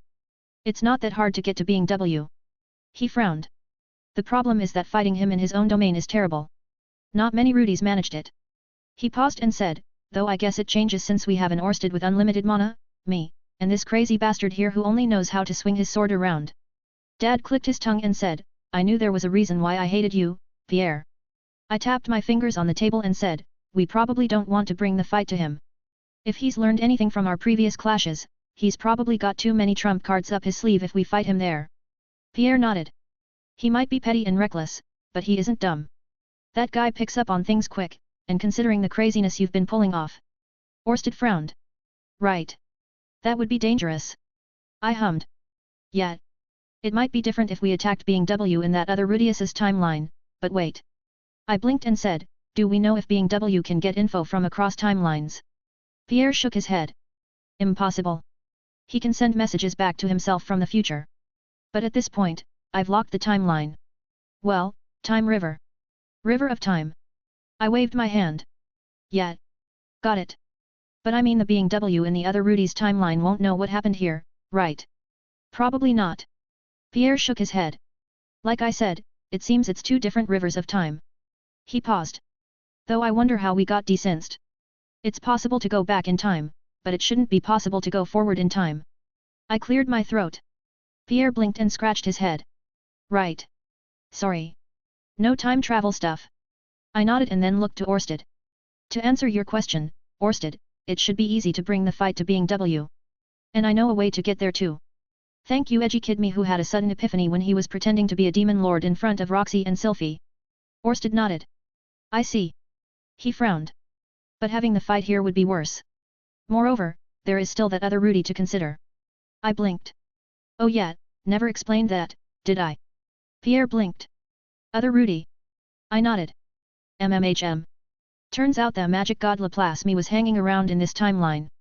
Technically, he's been around since before I was even born and was setting things up in the background after he got unsealed recently. I had a Keto track down where he was and had a chat with him in a place where no one could see. Silence. And then Dad face-palmed. Kid. I think that you're the one who doesn't know how to explain things well. I put on a straight face and said, to deceive the enemy, you must first deceive your allies. Now, the reason why we should bring the fight here is because. A flash of golden light appeared from outside the window. I paused and glanced over. The flash of golden light vanished, but a rolled-up letter was stuck against the window. Pierre frowned. That light. Orsted frowned as well. That was Aramanfi. Then. Perugias. I walked over and reached towards the window. The moment I did, a magic circle activated on the paper and the letter teleported into my hands. Pierre stared at me and said, what does it say, Rudy? I surveyed the letter for traps, but there weren't any. And judging from the official seal, it seemed to be a proper letter from Perugias. But it was weird. I hadn't met the guy at all in this timeline, so he shouldn't be hostile to me or anything. With a bit of confusion, and a tiny bit of nerves, I broke the seal on the letter and read it. Dash. Rudius Notus Grere. Or Lord Rudras, if you prefer. I know that you have joined hands with Orsted and Laplace. And I have confirmed that you have potential to be the worst demon lord in history. Accordingly, I will eliminate you. Humanity cannot take that risk. But I know mercy. Decide a place and a time and inscribe it on the space below. When that time arrives, I will meet you and we shall end this. Flee or fail to respond, and I will act accordingly. Perugius Dola. Armored Dragon King. Addendum, the human god sends his regards. Dash. Son of a bitch. Well. I guess I wasn't the only one who realized a bit of talking could convert enemies to allies. God damn it, being W. 205 Fierce Battle, Armored Fighting Dragon God Perugius Dola I. An unexpected challenge from an unexpected enemy. Pierre said he'd go give that dumbass godson of his a piece of his mind. Orsted said that he would fight at my side. Dad said he'd come along too and show that dumb snake what for. And when my wives found out, they practically got up in arms and prepared to rush out then and there. Especially Sylphie. But I talked them all down. Although unexpected, Perugius had issued a formal challenge instead of just bombarding Arcadia with or sending his spirits to wreak havoc. I respected that. Since he showed at least that modicum of respect despite clearly being influenced by being W, I could at least fight him by myself. Of course, I wasn't planning on fighting fair at all. Especially since I had a feeling this would be a two-part fight with Perugius being the warm-up while being W tagged him out right after without giving me any breathing room. And the first step to tilt the odds in my favor was to set up the terrain. The original plan was to use Zenithia as a floating castle-like. However, since my lovely daughters and son were still too young to move around, and my lovely wives were incapacitated, I couldn't risk that. So instead, I went with Plan B, aka the Doom Island. The Ringa Sea. It was the body of water between the 5 major continents of this world, formed when the former singular supercontinent was split apart during the Second Great Human-Demon War. And considering the implications of my fight with being W, I figured it was a good place to set the stage. Surveying the area, it was mostly just water, aquatic monsters, fish, and a dungeon hidden deep underground that was apparently already cleared. At least, that was what I could see. Not that it really mattered either way. You see, if Perugius was going to act the part of a hero, I was going to completely play up the role of a villain. I mean, that guy had a floating island that practically served as a fortress, so since I was his opponent, it was only fair that I had the same. Not to mention this would be used against being W as well, so. I held out my hand and stared at the bottom of the ocean. Mapping out useful areas, pieces of bedrock, and other places I could mold. Selecting useful monsters I could refashion to defense sentries. And then it was time to act. Arise. A faint flash of light emerged from the depths of the sea. And then foam started to roil across the sea's surface as the land reformed. Mountains, forests, plains. Rivers, lakes, streams. Spirits, monsters, demons. I muttered to myself as I envisioned the place I wanted to create and molded the necessary features. Monorailed as magic formations flared to life, self-perpetuating through the logic Roxy taught me with her dungeon home. Monorailed again as countless spirits were birthed from monsters and combined to elevate their ranking and strength. And monorailed one last time as dark ocean bedrock was transmuted to dirt, plants, and other terrain. It was a culmination of my experience and knowledge since the space-time distortion. Minus summoning magic. Didn't want something crazy to happen this far out like accidentally summoning my son Ares from the far future who had become a literal god of war or something. Endless waterfalls fell from the floating landmass. Mist and fog naturally formed from the infinitely falling water, creating clouds that gave the illusion the island was being carried in the sky by those clouds. It was mostly finished. But there was one last touch left. I descended on the island and walked to the highest point. There, I built a castle, no, a fortress. Considering this was Doom Island, maybe I should call it the Fortress of Doom. Either way, I began building. A poison swamp, a maze-like interior with warp areas leading deeper into the island and traps along the way, 4 guardian spirits, as a demon lord should have, and then a throne and a vast chamber for me at the very end for a climactic final battle. When that was complete, I sat on my obsidian throne and pulled out the letter Perugius sent me. Now, it was time to write a response. Dash. I await you in the Fortress of Doom upon Doom Island above the Ringa Sea. Since you paint me as a villain, I will act accordingly. Can you breach its defenses and reach me, O dragon god? Let us end it, 1 week hence. Dash. That's formal enough, right? Just as I thought that, a response appeared beneath my scrawled note. Challenge accepted. Hey. I chuckled and said, well. I guess this should be fun. Now, this was a once-in-a-lifetime experience. Might as well go all out and make this a proper raid, complete with loot and all, right? SNG. Stella was worried. Ani-chan kept disappearing for most of the day, and nobody would tell her what was going on. She thought it was because he was taking too much after their deadbeat dad at first, but that wasn't it. After all, Ani-chan was a responsible adult. A bit extreme at times, but definitely responsible. So it was weird how he kept popping away from the palace and vanishing. And it was also weird how all the adults were anxious. Not only that. Stella felt weird. It was a strange intuition. Like something final was about to happen. Something big that would change everything. And it bothered her that no one would tell her what was going on. And that's why I think we should trap Ani-chan and force him to tell us. Stella looked around at her comrades and said, "What do you think?" Silence. Stella pursed her lips. It was the little house at the foot of Rudy's tower. Basically, Stella's childhood home. Since the adults were being secretive and / or busy taking care of her new nieces and nephew, she was having a secret meeting of her own with her friends and allies. Or that was the plan. But the only ones there with Stella were Fai, Wada, Win, Leo, and Maiko. Silence fell in the room, and then Maiko said, I think we should just leave it be. Wada nodded and said, if Lord Rudy is working this hard when the babies were just born, something serious is happening. Leo barked. Juan. That's right. And that means Stella should just stay put until it's over. Juan. Stella crossed her arms and puffed her cheeks. I don't want to. She looked at Leo and said, I'm the hero, right, Leo? That means I have to save the day. Leo nodded. That's right. But Stella is the hero for the future, not now. You are still small, like how I am still small. Juan. Fai nodded. What they said, Stella. Stella glared at Fai and said, you too, Fai. Fai pursed her lips and said, yeah. Me too. She shook her head and said, the primordial spirits have told us all to stay put, so we couldn't go even if we wanted to. Stella blinked. Primordial spirits? But didn't you guys level up into spirit kings already? Wada nodded. Well, yeah. But we still have to listen to the primordials until we beat them. Stella frowned. Then that means I'd have to trap Ani-chan by myself. Leo barked. I can help. Juan. Stella looked up at Win, still sleeping on Stella's head as usual. What about you, Win? Win yawned and then shook her head.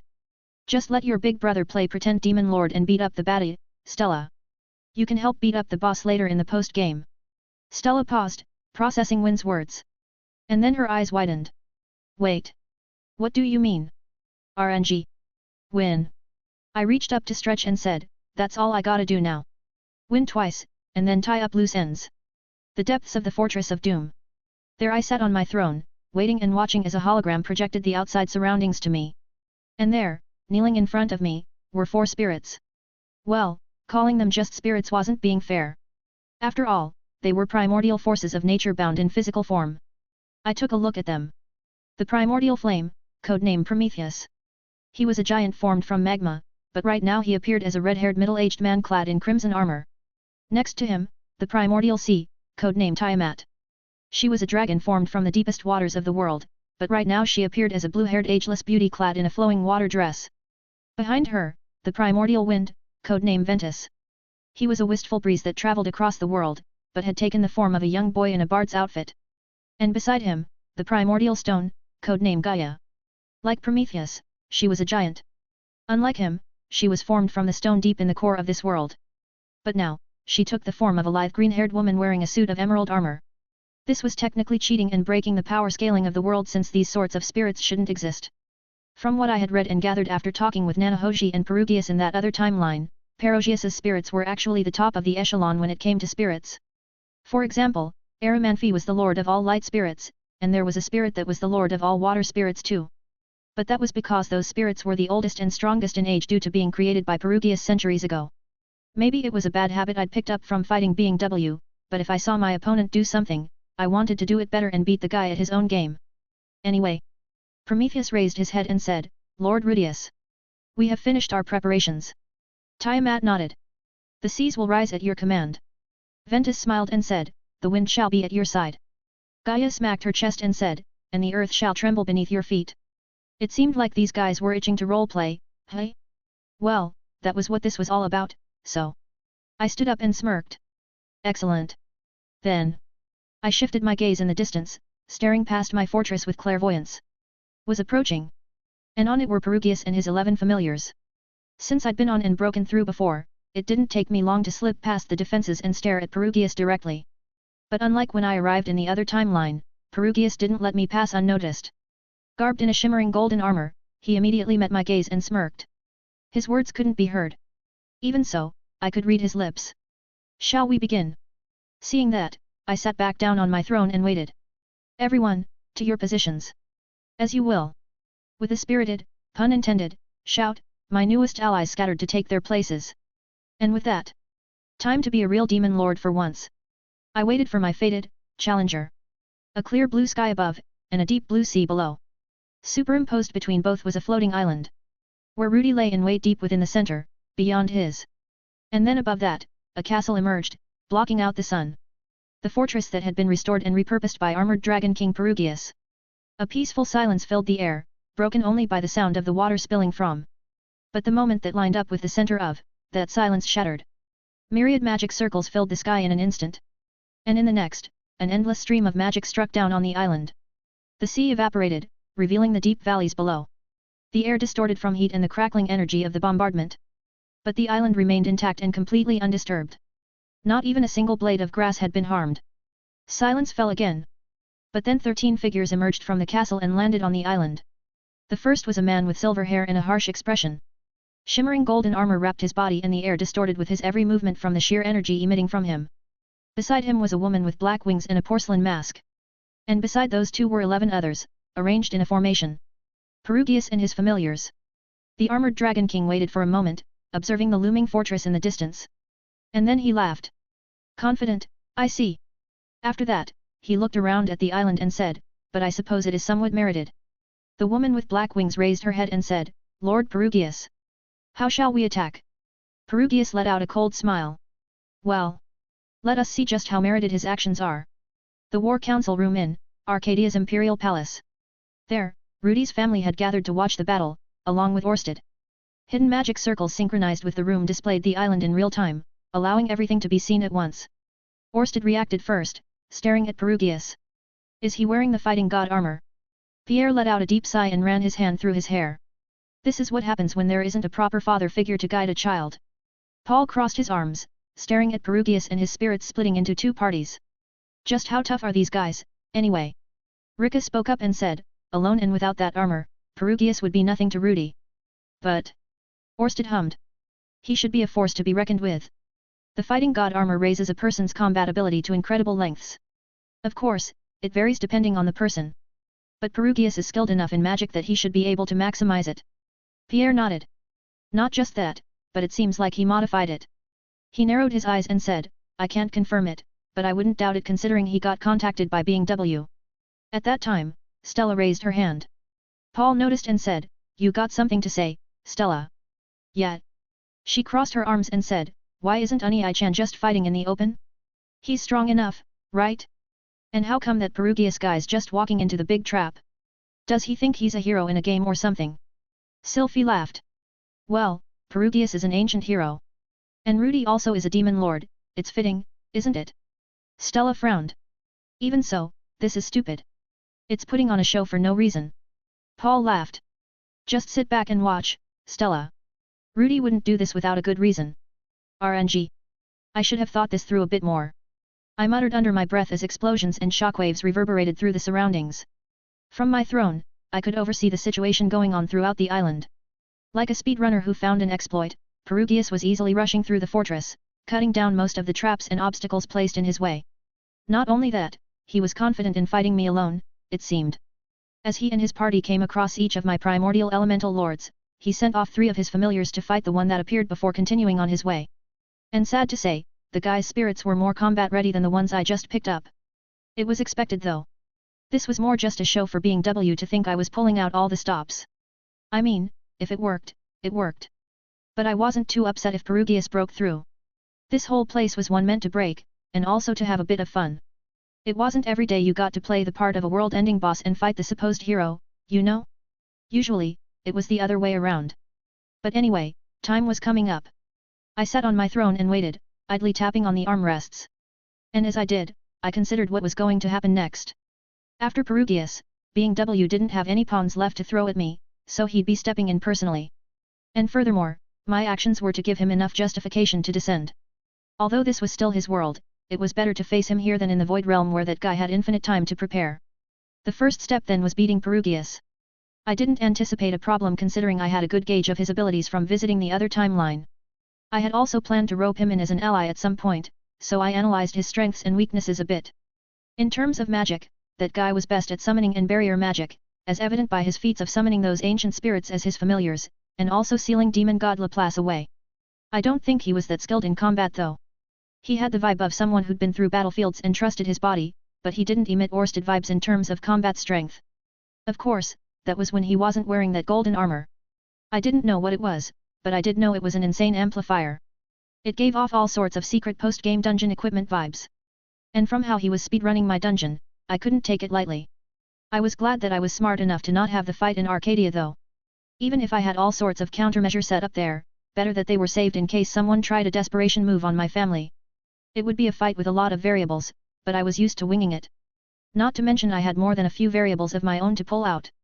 Benefits of befriending an otaku who apparently was a fan of power-scaling anime and video game characters. But that aside, I could be sure that being W would try something after Perugius was defeated. Hopefully, he tried showboating in this world. A friend had given me a certain spell perfect to tie him down if I could catch him in this world.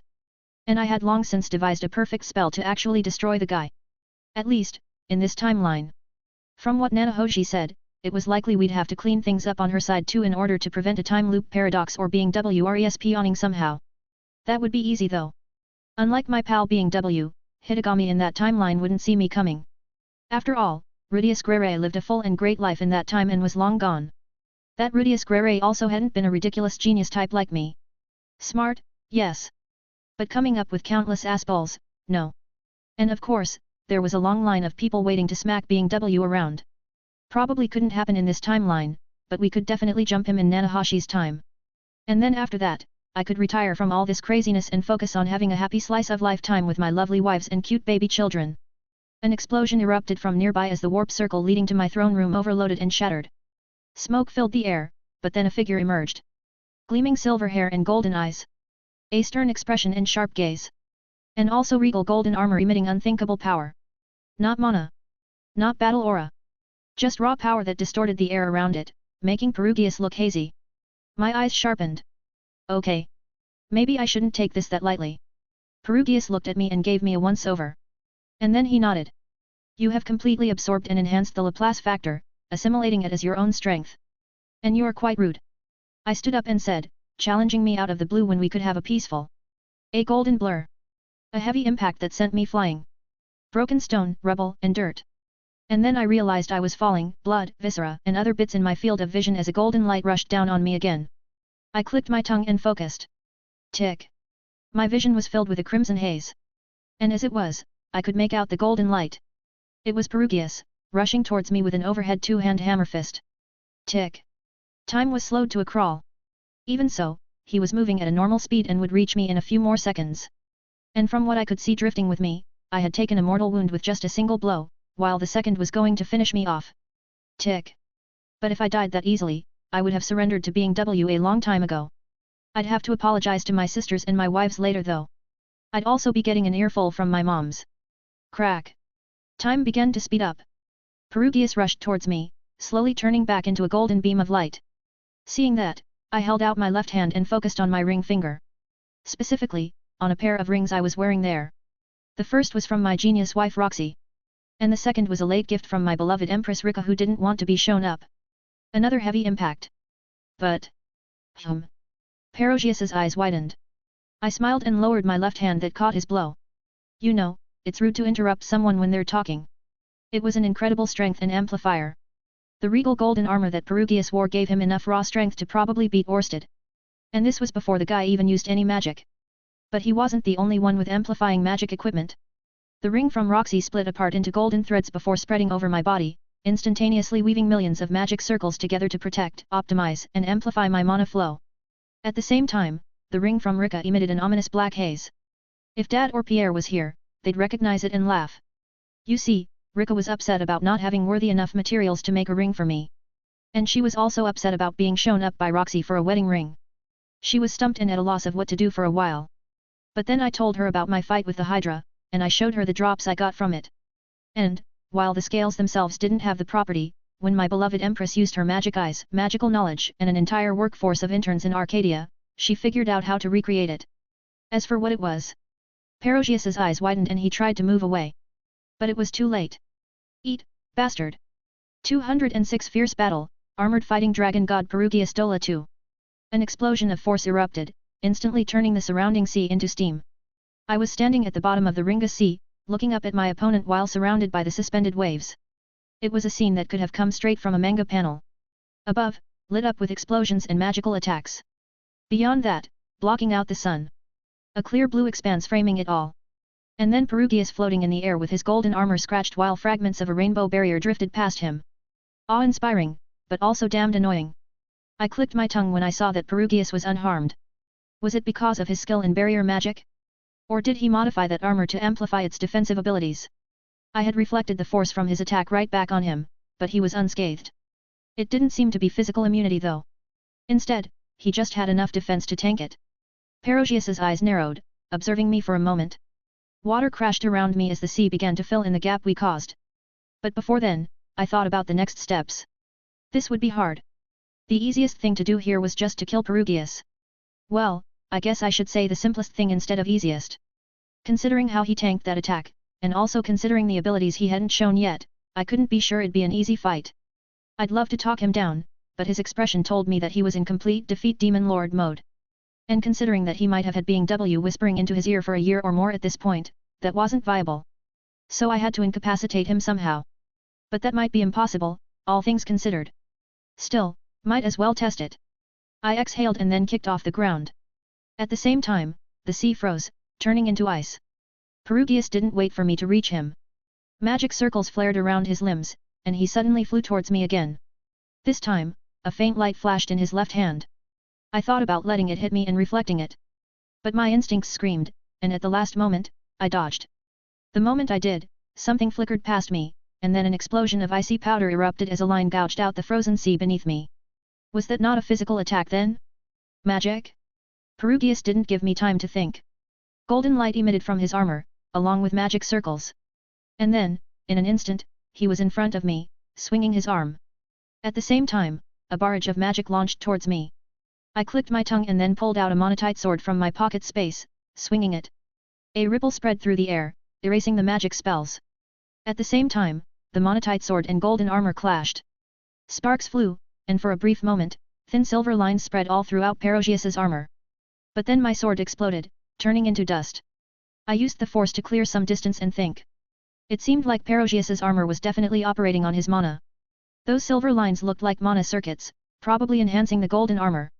And considering the magic circles I saw him instantly use, the armor was a magical focus too. I could also assume that the armor was multiplying Perogus's stats by at least a whole magnitude. Strength, speed, mana output, agility, endurance. Although Perugius wasn't as strong as Orsted, the guy was still a Dragon King and a legendary hero. In game terms, Orsted was an all-S character, while Perugius was an all-A character. But with that armor equipped, Perugius became an all-SS character. Probably the difference between Sup R Saiyan and Sup R Saiyan 2. No, maybe closer to the legendary Sup R Saiyan.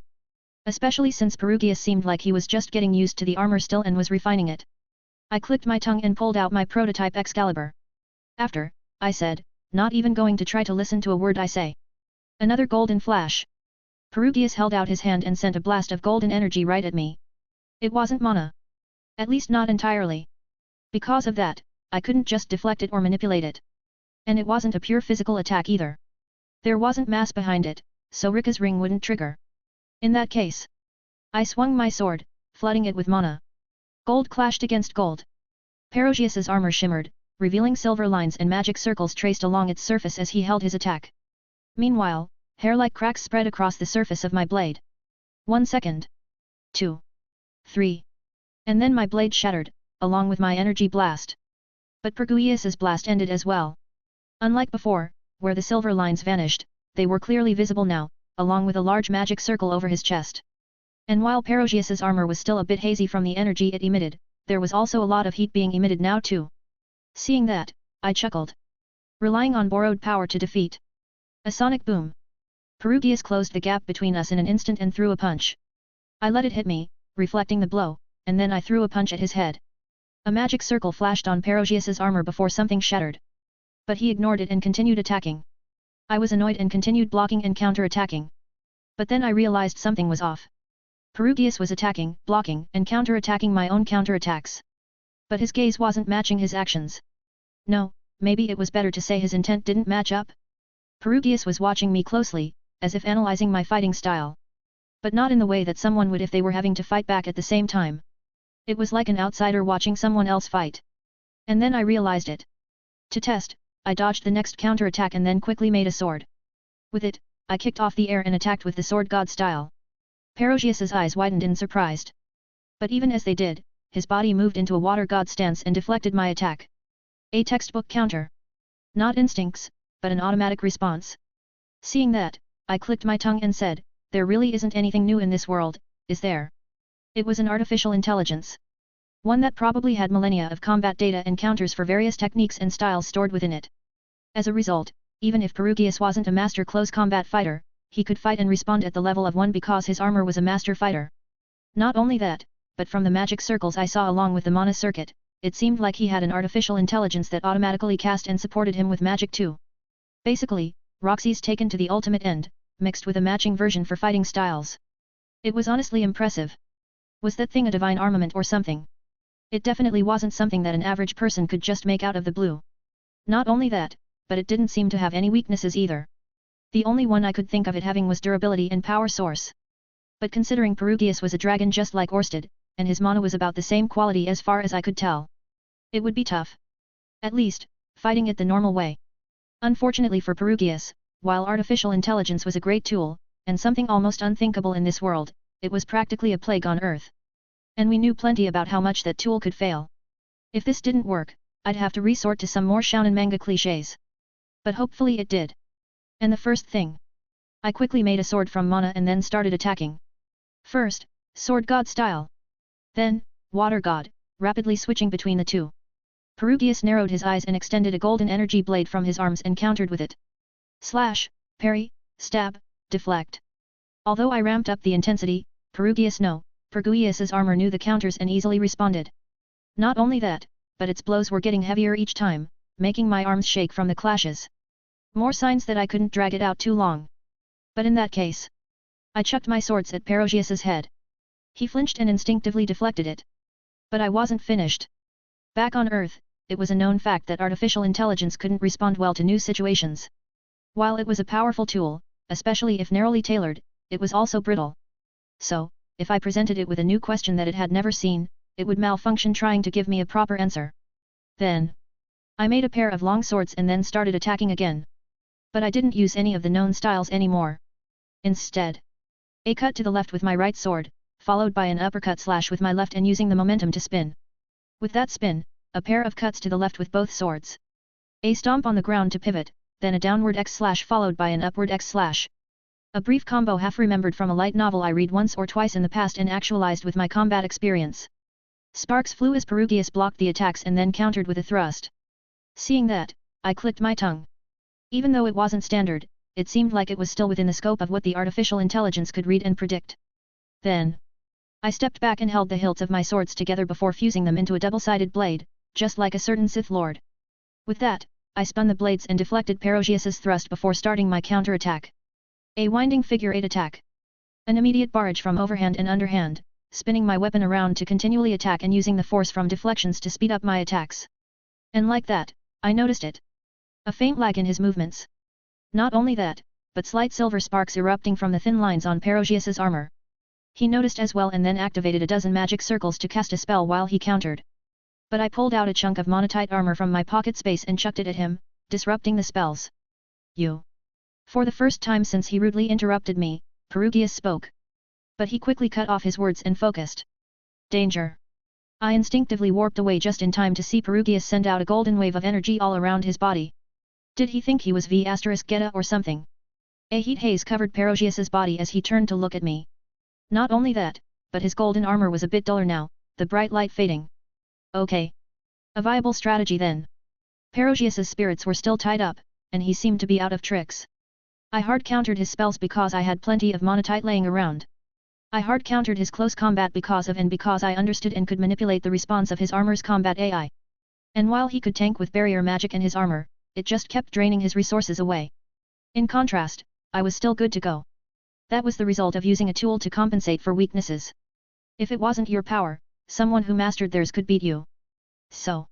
I looked at Perugius and said, "It's over, Perugius. You can't win." He stared back at me, his expression stern. And then he nodded.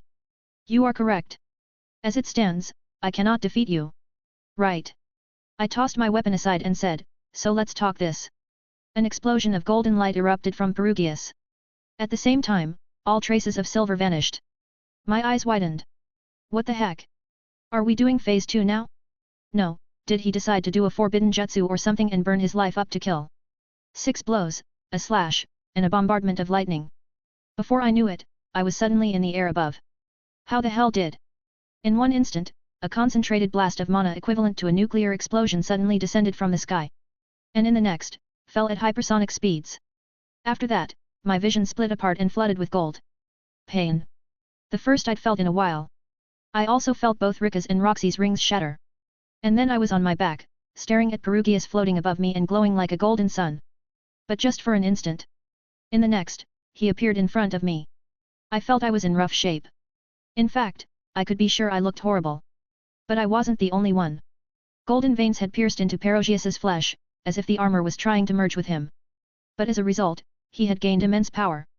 His silver hair had turned gold, and he was moving so fast his flesh was vaporizing with every move. Tick. Time slowed to a crawl. I couldn't win like this. Tick. He was moving too fast for me to keep up while still holding back.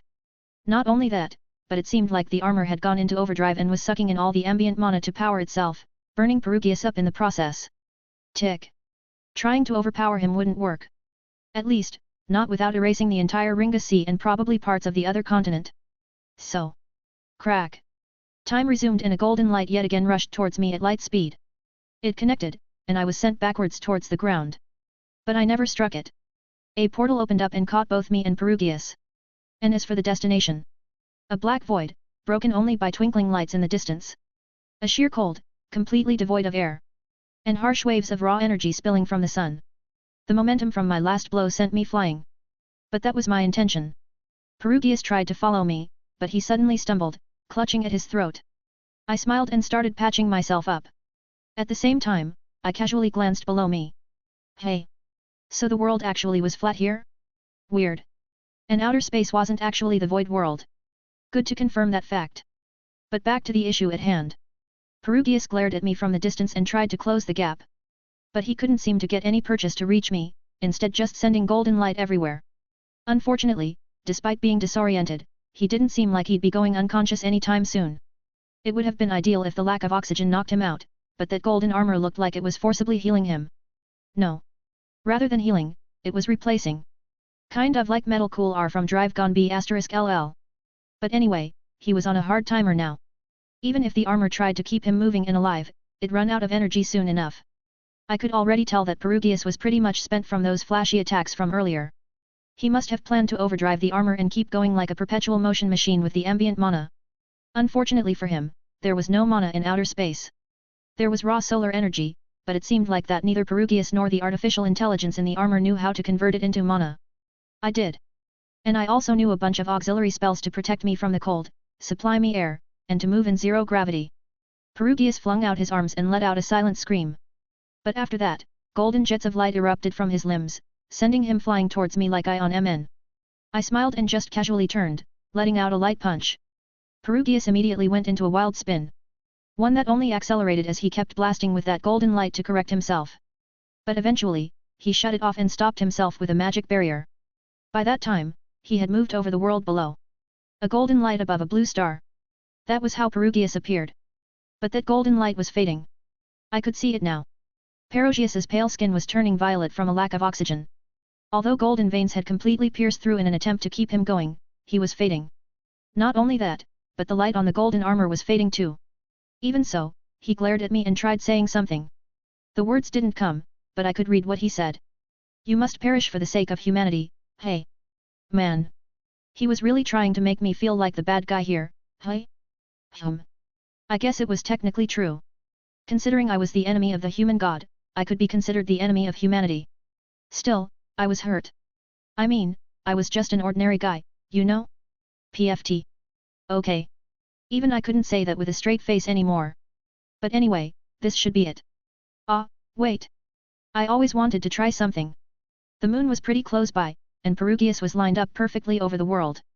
In that case, I warped over to the moon. Landing on it, I moved around to line myself up, and then I kicked off. A cloud of dust exploded around me. At the same time, I started flying towards Perugius at a blinding speed with my arm outstretched. A heavy impact, with the sensation of something shattering beneath my fist. Rapidly increasing speed, and then burning heat as we re-entered the atmosphere. Perugius screaming my name as we considered our descent. And then impact. I paused, kneeling on the ground over Perugius with my fist pressed against his chest. He was alive. The golden armor had shattered, leaving only a few pieces stuck to him that were embedded in his flesh. His body was covered in burns, and pretty much every bone in his body was broken. But he'd live. Just in case though, I healed him up. Just enough to not die from his injuries. When I did, Perugius coughed and stared at me, his eyes wide in disbelief. What, are you? I smiled. I'm just a guy who wants to live happily ever after with my family. And that was true. If only a certain god would stop interfering in my life. Perugius stared at me for a bit and then slowly reached up with his left hand. No. You, will destroy the world. He tried reaching up to my neck. And as he did, a small magic circle started to form. I cannot allow. Enough. A voice cut through the air. I blinked and looked over. It was a different voice and a different face. But I recognized his mana. Pierre. Except he looked different. He had grown, and his silver hair now had patches of green. There were a few scales on his body, and a pair of draconic wings on his back. Perugius froze and then slowly turned his head. Laplace. Pierre walked over and gestured for me to move. I did. Pierre smiled and said, thanks for holding back, Rudy. I'll take it from here. Was it from the shock? Or despair maybe seeing Laplace here ready to fight as well? Either way, Perugius fainted. Pierre scooped him up and then looked up at the sky. I did as well. Doom Island was gone. In fact, we were standing on its ruins after it fell from the sky, creating a small mountain in the sea. With Perugius out cold, his spirits were gone as well, minus the woman with black wings. She was unconscious off to the side and being watched over by Prometheus, Tiamat, Venti, and Gaia. And props to me for remembering their names. Anyway, this fight was over. I had shown my overwhelming strength after being on the back foot for a bit, as well as pulled out a few different trump cards. Was this enough? Or? A beam of light the size of the entire central continent fell from the sky. Pierre was shocked and couldn't react. But I was expecting some BS like this from the start. Tick. Time slowed to a crawl. Tick. I pulled out my Crimson God's Lair blade from my pocket space in the stalled time and held it in my right hand. Tick. I swung the blade, aiming right at the core of the beam of light. Crack. Time resumed. And then white was burned away by crimson. Silence. But only for a moment. As I straightened my body to get ready, a rippling portal appeared in the sky. From that portal, someone emerged. A man, shrouded by white mist. With his arms folded and descending from the portal, it looked like the heavens were opening up to reveal a divine figure. And as he descended, a familiar theme song played. Play, One-Winged Angel, Advent Children. Being W grinned a blank smile and said, well, well, well. It looks like I have to do it myself. Pierre looked up at Being W and then blinked, confused.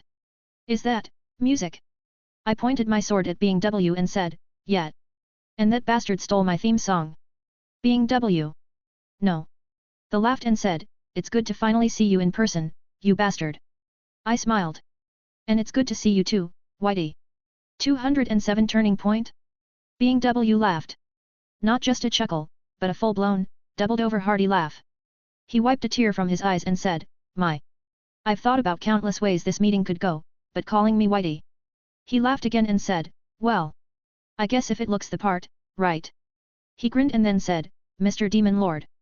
I'd prefer being called a Demon Emperor. I smiled and said, I ranked up, you know. Is that so? Being W smiled as well. Great. Great. Then. I should give you a gift, right? He rubbed his chin. Now, what would be good for you? Oh. He snapped his fingers. I know. It was an instantaneous attack. I couldn't react in time to block it if I wanted to. Another continent-sized beam of pure white light fell upon Arcadia. But I wasn't fazed. The moment that beam got close, it scattered golden light and dissolved. Bing's smile faded from his face. I chuckled and then lowered my sword. What's the matter, Whitey? Surprised. Bing turned to look at me and said, a bit. You sure prepared some sturdy defenses. I nodded. Obviously. I had to prep for a sneaky guy like you, Whitey. Bing's eye twitched. But then he looked at Pierre and said, you've made a lot of tricky cards too. Dragon God Laplace, hey? Looks like you somehow got your memories, but it looks like you're missing your magic. Did you exchange your demon half for your full identity? Pierre set Perugius off on the side. After that, he held out his left hand, conjuring his crimson sword from thin air. After that, he looked at Bing and said, wouldn't you like to know? Bing nodded. I would indeed, since you're a cheating bastard who keeps screwing with my plans. But whatever. He sighed. Since we've reached this, how about we just wrap things up, I tensed. It would be over in an instant if I lost focus. Bing looked at me and smirked. You fucked up a lot of my plans and screwed me over more times than I can count, but it's over now. Pierre's eyes widened and he swung his sword. Bing laughed and flicked his wrist, warping him and Perugius away somewhere. Now. The climax shouldn't have minor characters hanging around. Don't you think so, Rudy? I laughed and said, then it's time you exit left, isn't it, Whitey? Bing laughed. The nerve you have, it's amazing, really. But... His expression turned blank and he said, come on then. It's time to finish it for good. Seeing that he was waiting for me, I conjured my golden wings and flew up there to stand in front of him. Bing stared at me and said, a human playing at a demon lord, appearing like a dragon, shining like an angel, and daring to fight against God. Really, just how did someone like you come to be? I stopped in front of Bing and said, well. You should look in a mirror. Bing laughed. Yes. I suppose you're right. I did this to myself, after all. Couldn't have just left well enough alone, right? A casual laughter and light words. But I could sense that Bing was anything but as carefree as he seemed. In fact, a sudden twisting in the fabric of reality. My eyes widened and I instinctively reached out with my mana to stop it. Bing clicked his tongue. So it wasn't a mistake. The first time was in a dream, so I could see how you did it. But this. He tilted his head and said, how did a mere human become a god? And without a divine spark. I smiled and said, I'm no god. But even if I'm not, it's not hard to kill one, you know. 3 charges. The old Rudius had told me I had that many left when he wrenched me back from the future where I was in a coma. I'd created magic with a similar effect in recent years. But if there was any time to use them for real. Crack. Something deep inside me burned up. And I could feel that I had 2 left. Tick. Time came to an absolute halt. The flow of time itself froze. No. It wasn't that time froze, but that I'd stepped out of time. And in that sidestepped time, I moved, slashing with my God's Lair sword to end Bing. But he moved. Crack. The charge I spent was gone, and time resumed. At the same time, Bing reappeared 10 meters away, a surprised look on his face. Stopping time itself. You really are something else. He laughed and said, no wonder my future self said to not make you an enemy. But... He held up his hand, a blue disc slowly appearing his palm. I might not be able to beat you easily, but I can make you regret fighting. I could sense it. Whatever he was doing would immediately destroy the world when he finished. And while I would be fine, everyone else. It was iffy. And Arcadia was made to be able to persist world-ending events, but I'd rather not test them. Bing let out a feral grin and moved to crush his open hand. Say goodbye. A simple and pure slash, cutting out of the blue.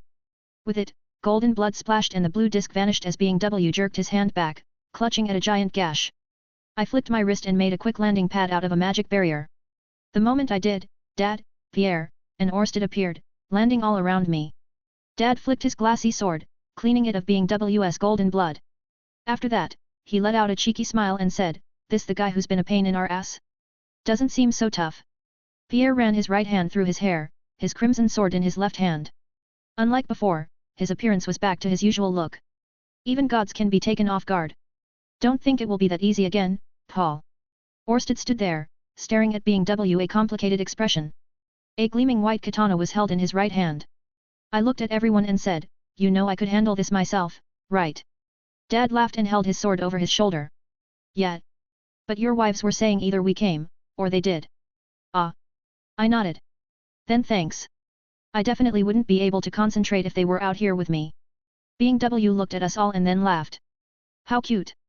You brought your dad along to die along with your friends, huh? And he looked at Orsted and said, the son of the first dragon god. So that's what you looked like, huh? Orsted stared at Being W for a long while. But then he eventually said, do you intend to destroy the world? Or rule it? Being W laughed. Isn't it obvious? I'd love to just continue ruling it like I did. But someone is making that impossible. I laughed as well and said, funny how that works. Someone is making it impossible for me to live a peaceful life as well. We laughed together for a while. I saw Dad give me a weird look. But I ignored him. After a bit, Being W shook his head and said, ha. I'm going to miss this later. He paused. Actually, I lied. I'd be pissed if it lasted any longer. But anyway. He looked back at Orsted and said, this is my world, so I can do what I want with it. Break it, rebuild it, destroy it. Of course, if I destroy it, I die. And if I die, I destroy it. But you know what? He threw out his hands and said, at this point, I don't care.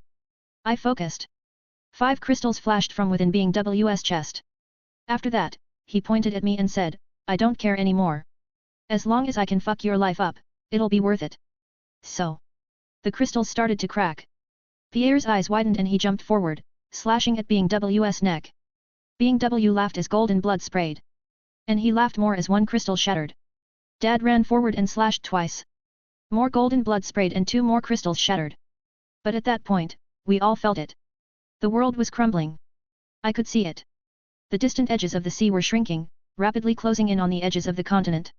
Orsted ran forward to swing his sword as well. I called out to him. Wait, Orsted. Hearing me, Orsted hesitated. But then Being W swung his arm. Space shattered as a slash shot towards Orsted. He quickly raised his sword to block, but failed to stop it, causing a slash mark to appear on his face, along with a spray of blood. Pierre glared at Being W and said, you're going to destroy everything. Being W cackled. That's the point. After that, he looked at me and said, so, genius. What are you gonna? Before he could finish talking, I acted. Crack. Another charge spent. Only one left. In the frozen time, I reached Being W and grabbed him, warping back into space like I did with Perugius. Crack. Time resumed as we arrived in the black void of outer space. Being W looked around, surprised. Golden blood streamed down his body as the sole remaining crystal shone. I stood there, observing Being W, and then the world below. It was crumbling. Although just around the edges, if this continued, the entire world would disappear. Of course, Being W would disappear too, but so would everything else. So I needed a solution. Being W laughed. Somehow, his voice carried even in the void of space. Staring at me, he said, that was surprising.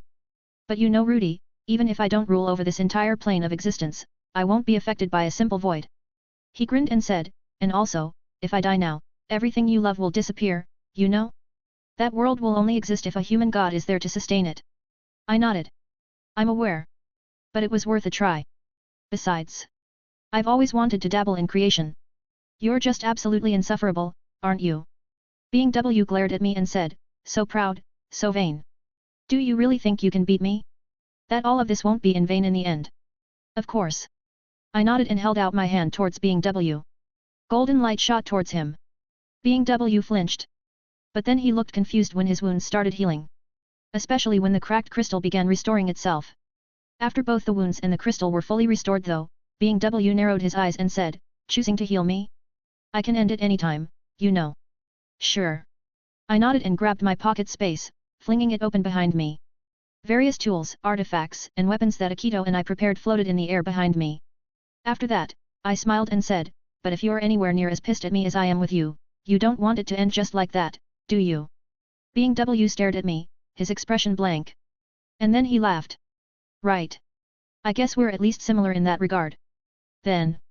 He let out a feral grin and swung out his hand. Die. A white star suddenly formed and shot towards me. I reached behind me and pulled out a small white shield with a green jewel in its center. That in hand, I stepped forward and swung with the shield. An explosion of rainbow light and sparks filled the void. My shield broke, but it did its job. Lowering my hand, I stood there and stared at Being W, smiling. He clicked his tongue and said, "You're annoyingly overpowered." Yab. I nodded and said, "And all because of you. Ever heard of self-fulfilling prophecies?" Being W scowled and then slammed his hands together. The moment he did, a pair of asteroids appeared out of the blue, rushing to crush me. I reached behind me and grabbed another weapon. A drill-like sword with 3 sections and crimson lines. The moment I grabbed it, a howling crimson wind surrounded me, grinding the asteroids to dust.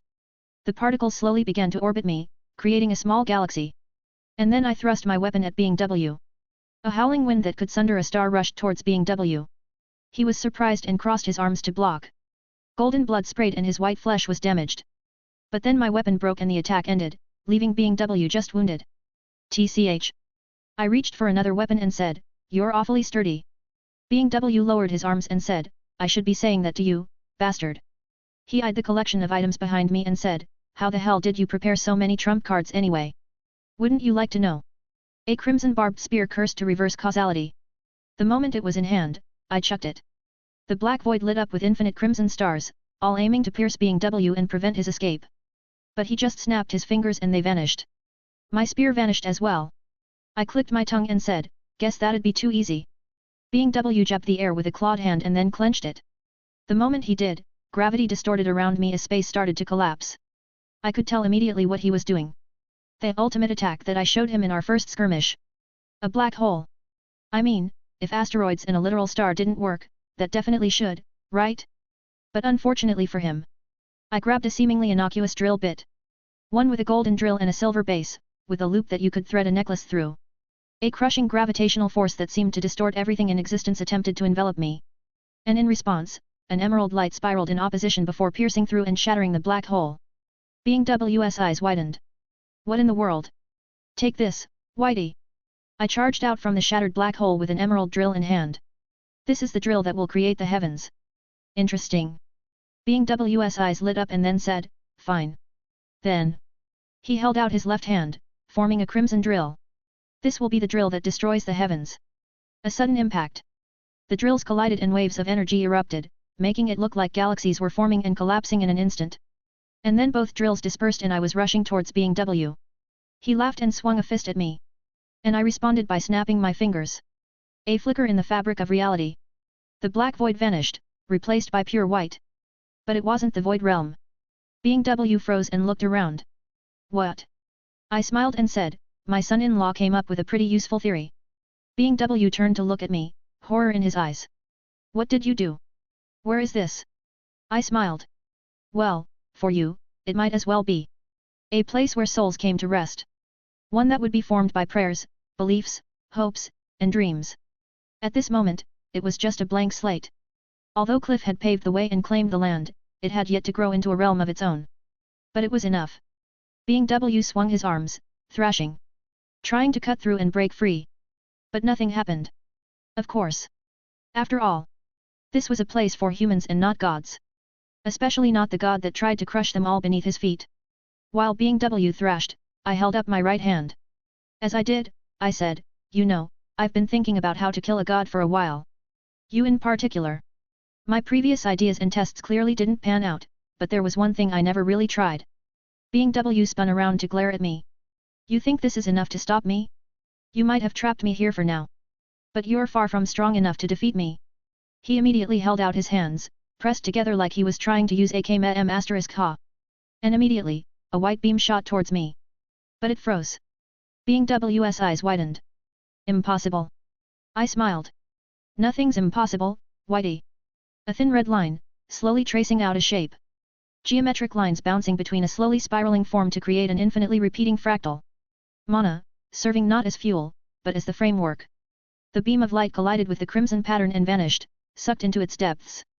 Being W froze and tried to stop the attack. But he couldn't move. And then he realized what I was doing. "No. No. You bastard. You can't do this." I smiled. "You're right, Whitey. Our world can't survive without a. But it never had to be you." Being W strained to break free. Golden blood spilled as he tried to move and escape. But he couldn't. And then he stopped, realizing that it was futile. Staring at me, he said, "Why?" I tilted my head. "Why what? Why couldn't you just leave me alone? Why couldn't you just live a normal life and be happy?" I blinked. Are you being serious? Yes. Being W screamed. Why does every version of you want me dead? If you just left me alone, I wouldn't have done anything. Faint crimson threads wrapped around Being W, seeping into his very being. Seeing that, he cut a sorry figure. But he did raise a good point. For him, it must have seemed completely random. I was born, and then suddenly his future vanished. But, like I said, Whitey. The crimson threads stopped, forming a perfect Archimedes spiral over Being W's body. Self-fulfilling prophecy. Had he not been worried and tried to separate my family? Had he stopped there and didn't try to kill Norn? Had he not caused the space-time distortion to try and kill Stella? There were plenty of chances for him to end this animosity. But he didn't. And now? Tough luck, Whitey. You lived your life in vain. Are you? Dot. Two words that formed a single truth. Mana described function, imagination expanded reality into a complex realm beyond time, and then will mapped it all into another form.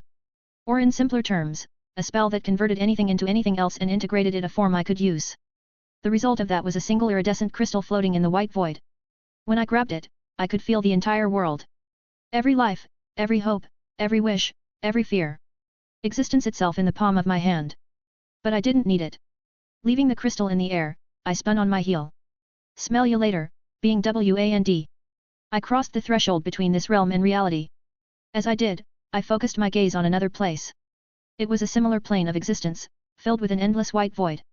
And there was another white figure standing there, looking over a miniature world. For a brief moment, he looked my way. I vanished before he could see me and muttered, "See you soon, Hitagami." It was the end of a story. But it wasn't the end of ours. Still, it was enough for now. At least for a bit, we had time to relax and celebrate. Now, what could I cook up that would make my wives and sisters not want to strangle me out of frustration? 208 End of a dream. An undisputed victory. Being W was gone. Not dead, but instead erased. The impostor that took on the name of Hitagami and donned the mantle of the had been wiped from existence. His divine authority, however, remained in the form of a jewel left in a land of prayers and belief where souls would eventually rest to be reborn. I did that. And as a result, the worry hanging over our heads about Being W causing some ridiculous event or bullshit drama was completely gone. For once, me, my family, my friends, and the world itself was truly free. Free to live, free to laugh, free to love, and free to run away from crazy wives who wanted to use me as target practice. Get back here, Rudy! Eri screamed at me as she sprinted after me with a wooden sword in hand. You promised. Sylphie shouted and ran with an armful of snowballs. You promised you'd take me with you to fight that guy. Lightning crackled as Roxy chased after me as well. Not only that, but a scary array of magic formations expanded behind her as she sprinted. And the scariest part was that she wasn't saying a word, seemingly intent on just smashing me into the ground. I glanced back at them as I ran and said, "This is DV. Domestic violence." A snowball launched through the air at hypersonic speed. I instinctively ducked, only for it to explode and turn the ground in front of me completely icy. Oh, and for the record, we were back in our house in Sharia. The good old Grey home, where I was being chased around like I came out of an old western animation, chased around like in TMNJRRY. Papa. Run. Hee hee. A cute baby girl's voice echoed in my head. That would be Seals. Well. At least my baby girl was enjoying my struggle. It was the morning after everything went down. Obviously, I got chewed out by everyone the moment I got back, but I'll spare the details. To celebrate, the entire Grey family and our friends were outside in the courtyard, having a party. Even Aunt Teresa had managed to make it here from Milishan. Hell, that old man Soros was here too somewhere in the crowd. As I zipped past the main entrance again, a soft sigh echoed. Rick is. Following that, a chorus of laughing babies echoed. I glanced over to see Rika seated on a lawn chair holding Kati, our silver-haired daughter. Beside her, our other daughters, Ryru and Yusri, sat on in a pair of baby carriers, giggling as they looked at me. Behind them, in a completely secured and fluffy play area, the rest of my kids were playing. And by rest of my kids, that also included Ena, Eos, and Roland who were doing their best to babysit. Ena sat on the ground, hugging Christina while watching Ares waving his arms in the air. Eos held Seals to give her a good view of me running past. And Roland held Lucille, staring at her with a bemused look on his face. Arg, times like this made me wish I made a camera. I'd just have to make do with a mental snapshot for now and print it out later. Thwack. A burst of cold powder smacked against my face, causing me to stumble. Sylphie cheered. I got him. Immediately after, there was the sound of something whistling through the air. I ducked to the side, just in time for a small dirt explosion to erupt as Ares' sword plowed into the dirt beside me. But it wasn't over. Truly, if there is evil in this world, it lurks in the hearts of man. An incantation from Roxy. I quickly scrambled to my feet and held up my hand, getting ready. She continued. Thou art at the gate of the underworld. Come forth, wrath of the gods. A flash of blue lightning, striking down from a clear blue sky. Okay, wives still mad, I guess. That was the last thought I had before I got slammed into the ground by the lightning strike and then blasted off into the sky. SNG. Stella sipped on a cup of berry juice as she watched Ani-chan get treated like a punching bag by his wives. This wasn't a good example to be setting for his kids, but he did mess up. Stella was conflicted, but in the end, she decided that it was Ani-chan's problems to solve later.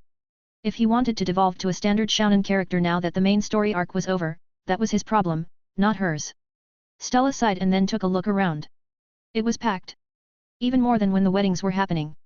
Although Stella recognized a lot of the faces around, there were people she'd never seen before too. Like there, in the corner, her biological father was standing with Uncle Philip and an harsh-looking old man with almost completely silver hair. Mr. Zanaba was standing in the corner, having a serious conversation with a young blonde man who had his face completely covered with a wrapped cloth. Beside the young blonde man, and holding onto his sleeve, there was a beautiful young woman with aqua blue hair and sapphire-like eyes. Mama Lily was talking to a woman who looked a lot like her but a bit older. Beside them both, Aisha Nachan stood looking a bit awkward and out of place. But Norn Nachan looked worse, trapped in a one-armed hug by Mom while Mom talked with Aunt Therese and an older couple that must have been Grandma and Grandpa. And that didn't even include all the random adventurer buddies who had been invited by Stella's parents or by Sylphie. Or the rowdy crowds of beastmen from the Great Forest who were running around cheering Ani-chan's name. Or the fact that Kishirika Kishirisa was with a hulking demon with multiple arms that looked like Gro from that bloody western fighting game, Emerald K***. Stella shook her head and then kept sipping on her berry juice, quietly seated at a table off to the side of the courtyard. She was just hoping for some peace and quiet, but... So it's your turn to be the hero next, Stella. An energetic young beast girl with silver hair and perky ears looked over at Stella. That was Tony, one of Stella's minions. Friends from the Great Forest. Why yes. Another young beast girl with soft silver hair and droopy ears spoke up next to Stella. Will you be taking a trip back soon to claim the Holy Sword, Stella? Stella let out a deep sigh and put her cup down. After that, she pointed at the two and said, Look. The first thing about being a hero is that drawing the legendary weapon from its resting place marks the start of bad times and drama. She pointed at the courtyard and said, We just got a chance to rest. I'm not going to start running off to be the hero and then suddenly activate a secret post-game boss or... There was a flash of light, and then a glowy and statusy blue portal appeared in the middle of the courtyard.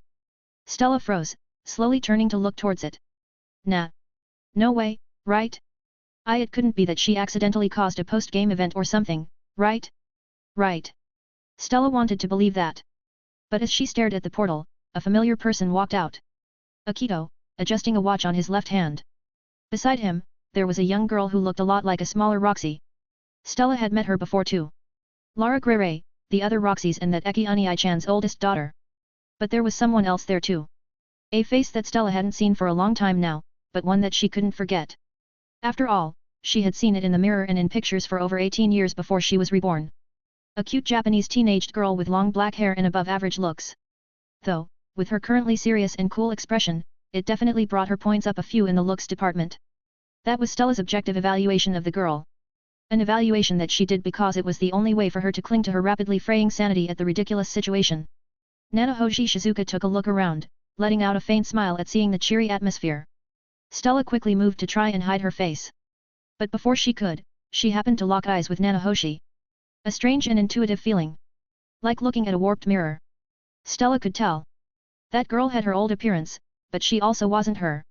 Like putting a square block inside a matching hole that was just a bit too small. There was a bit of nostalgia and immediate empathy. But at the same time, Stella felt an instinctive repulsion. Was it a woman's intuition? Stella felt like if they talked, the conversation would devolve into how dare you think you're me? Or something. And it seemed like that Nanahoshi Shizuka felt the same way, instinctively turning up her nose as she looked at Stella. Stella huffed and looked away as well. Wait. Did Orsted just collapse? And now everyone was talking really loud because of the sudden disturbance. Ha! One day, Stella would have a normal and peaceful family gathering party. RNG. Sorry again for the sudden interruption, other papa. Lara turned around to glance at me and said, the timing seemed right though, so we wanted to get things moving. I waved my hand and said, it's fine.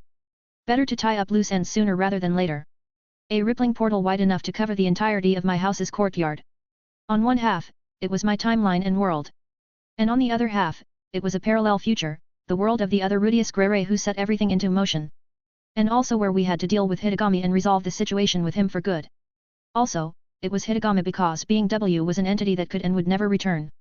Kind of worked on an existential basis like that, so no cheat like resurrection for him. Pierre stepped across the portal and rubbed his chin. So it is another river then. This place is completely separate from ours. He paused and then turned to look back at Orsted, stopped from crossing in our timeline. But then he turned forward and looked at an Orsted standing in the middle of the courtyard and wearing a weird helmet. Well, almost completely separate. Right, Orsted? That Orsted paused and then took off his helmet. He looked the same as the one I knew. The only difference was that the scar on his face was on the other side and he looked a bit harsher. But only for a moment. As he looked at Pierre, a strange expression crossed his face. And then he blinked and said, this is an interesting sensation. He muttered and tilted his head. 2 sets of concurrent memories, and with a gap of 50 or so years between them. He shook his head and laughed before looking at me. Smiling, he said, no matter the time or place, you continue to surpass my expectations, Rudy. I gave him a thumbs up. Glad to hear it, pal. Orsted smiled. But then he paused and rubbed his chin. Still, how strange. To remember you as an employee and friend, and also as an equal and friend. I walked over to pat his shoulder and said, probably best to not think about it too much. They'll resolve themselves and settle after we all leave. Orsted was a singularity. Since his existence was tied to this world in a way that was outside of time, the fact that our timelines were intersecting right now was causing the Orsted I knew and the Orsted here to overlap. Technically, they were the same person, so it didn't matter. But it would definitely be confusing. Speaking as someone who also had to deal with having an alternate life set of memories crammed into his head, it could get pretty disorienting. But it should just be temporary. Anyway. I looked forward and watched as Sylphie and Roxy walked out from the house. Or rather, the other Sylphie and Roxy. I waved and said, long time no see. The other Sylphie's amber eyes shimmered a bit. But then they cleared up and she smiled. Welcome back, Rudy. The other Roxy looked a bit emotional as well. But she put on a composed look and nodded. Thank you for returning safely. I felt a pang of sadness in my heart at those words. Especially when I realized that there wasn't another Aerie here to come out and greet us as well. This sort of day would come in the future too, hey? After looking at them, I shifted my gaze to the entrance of the house where other people began emerging. A young woman who looked a lot like Norn, but with emerald hair and a jewel on her forehead. A few young men and women who faintly reminded me of Aerie. A young woman who looked a bit like Sylphie, but with light brown hair standing next to an older gentleman who looked like Cliff, if he was an old man. And then more people who were definitely descendants of the other Rudy here. It wasn't the same, but it was also a good reminder about my own future. Specifically on how I wanted to handle the fact that there might come a day where I had to watch my children disappear along with parents and siblings. I'd cracked immortality, but was also a real place in my world. So. No. Thoughts on that later. For now, we focus on the final fight here. More people started walking out from the mansion. But more people started walking through the portal behind me as well. Dad stepped forward, his hand idly resting on his now golden sword. It turned out, bathing a weapon in the blood of a god and actually injuring said god turned it into a ridiculously overpowered divine weapon. But that aside. Aerie walked in next, followed by Sylphie. Then Rika and Roxy. After that, Roland and Eos, followed by Ena and Cliff. Stella, Norn and Aisha walked through next, followed by my self-proclaimed elemental lords, Prometheus, Tiamat, Venti, and Gaia. Finally, Astolfo and the original members of the White Knights walked through. It was a coordinated raid party to finish off Hitagami for good. Mostly because quite a few people I knew got upset that they didn't get a chance to do anything since I cheesed being W. Once everyone gathered, the portal leading back to our time closed. After that, Nanahoshi looked around and started to explain the plan and situation. To sum things up. According to the research they'd done, if Hitagami died, the world would collapse. Because of that, they couldn't kill him. Instead, they had to seal him. And unfortunately, because there wasn't someone like me around, they had to keep Hitagami around while sealed. The logistics were already covered, the pathway to the Void Realm confirmed, and now all that had to be done was beat that guy up until he couldn't move and seal him away. The simplest answer would be for me to handle everything again, but I didn't want to mess around to see what would happen if parallel timelines with different sources crossed like that. Pierre mentioned that incursions could happen, and while I didn't know what they were, I had a feeling it wasn't a good idea to find out. But anyway, Nanahoshi and Akito were acting as the strategists and going over the game plan. After they finished explaining everything and organizing the formations, Perugius would head over here and help us set up the portal to said void realm. It was a lot of boring talk that didn't really apply to me anyway though. In this fight, instead of pulling out trump cards, I would actually be the trump card. Meaning I'd be standing back and attract as little attention as possible so that Hitagami would be caught off guard. After all, this guy didn't know me. Are you bored, other papa? A female voice echoed in my mind. I glanced over and saw Lara move next to me, riding on a giant Leo. It was still pretty weird, considering she looked a lot like how Roxy used to. Would seals end up looking similar? Anyway, to answer her question. A little. Lara smiled. If it makes you feel better, you earned being bored. I chuckled. True. This was better than spending every waking hour of the day building up a deck of trump cards and running down rabbit holes of what other crazy powers being W might pull against me.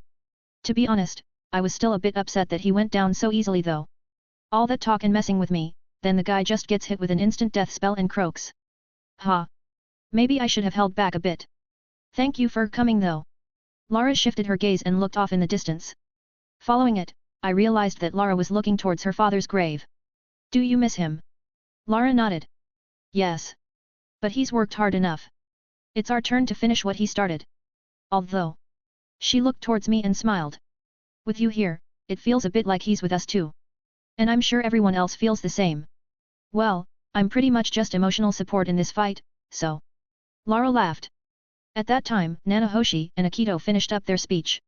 And with that, everyone moved into formation, forming up with their parties. As for mine. Well, obviously it was with my wives. Eri walked over, a grin on her face. Ha!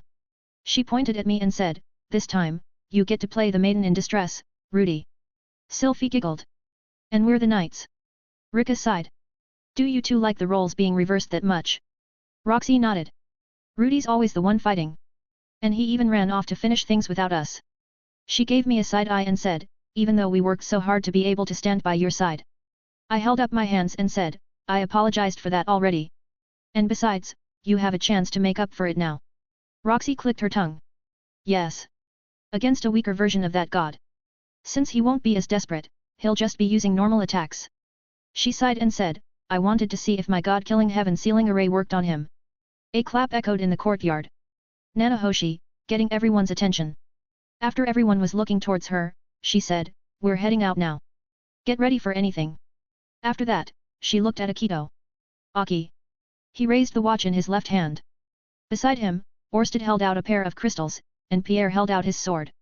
I focused, watching it with a curious gaze. Akito looked up and said, on 3. 1. The sound of weapons being drawn echoed in the courtyard. 2.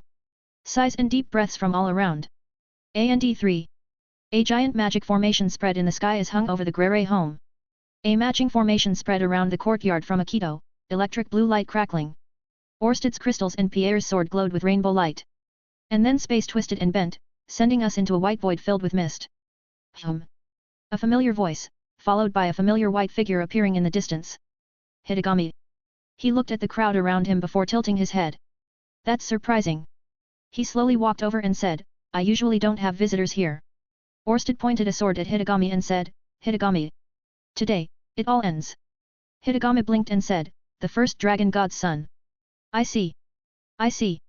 He took a look around and said, and it looks like Rudy's family and descendants are here too. He let out a wide grin and said, you've gathered quite the crowd to defeat me. Well then. He spread out his arms and said, show me what you've got.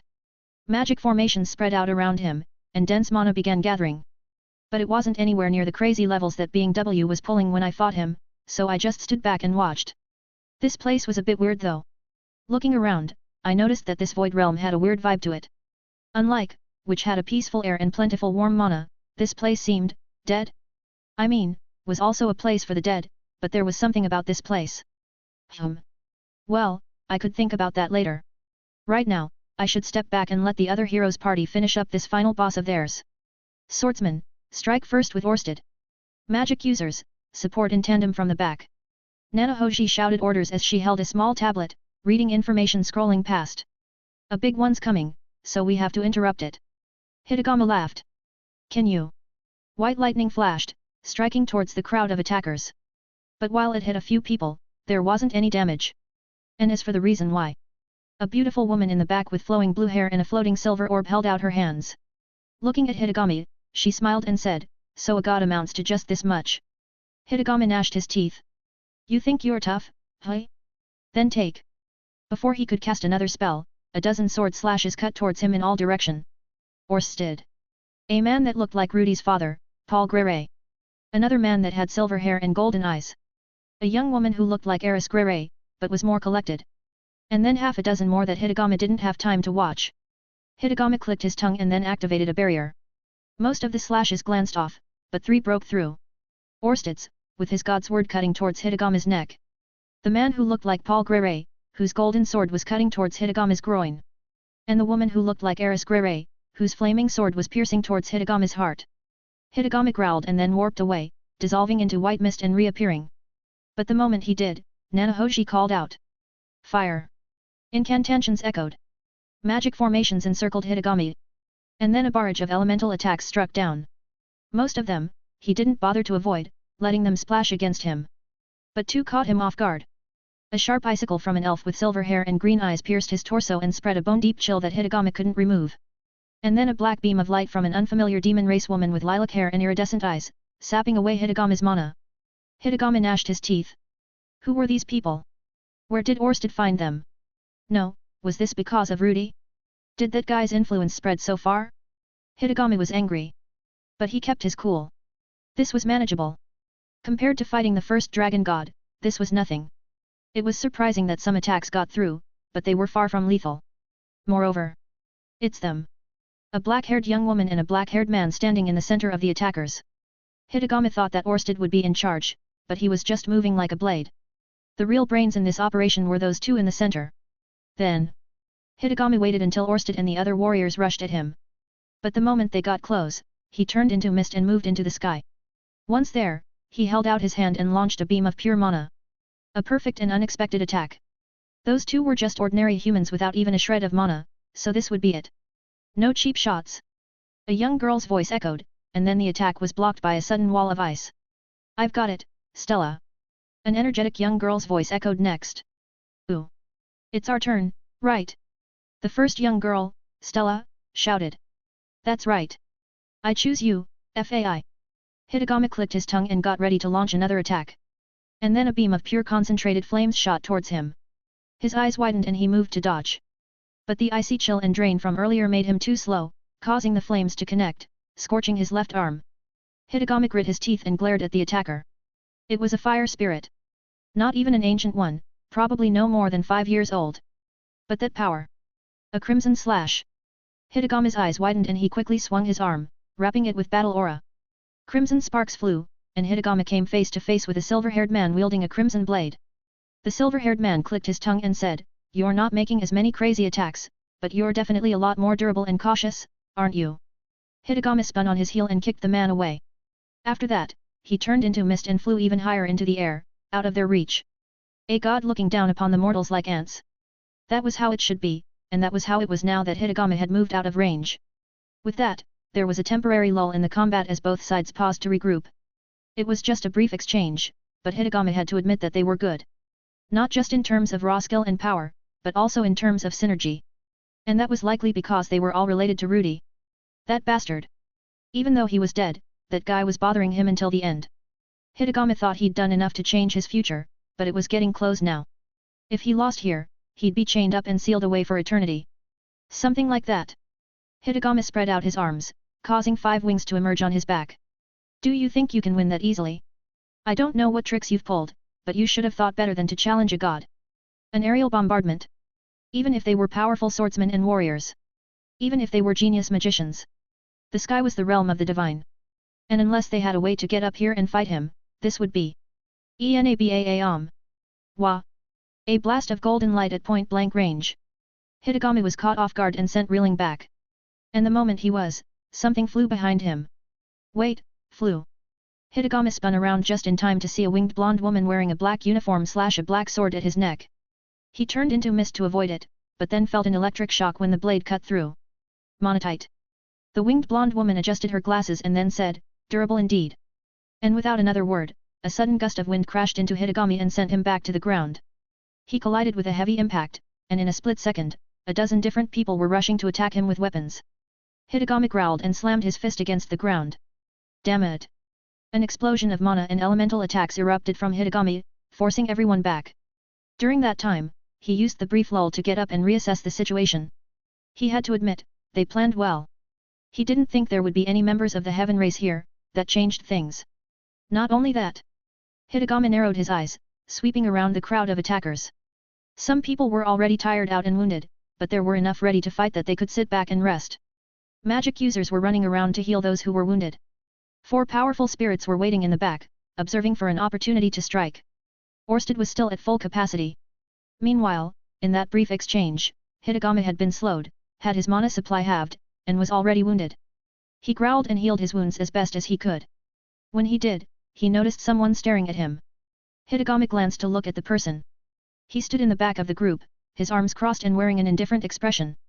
He was also fairly young, maybe in his 20s at latest, and had black hair. In addition, as if this was just a trip out for sightseeing, he wasn't wearing combat clothing at all. Just a plain dress shirt and slacks. The moment Hitagami met his gaze, the black-haired man smirked.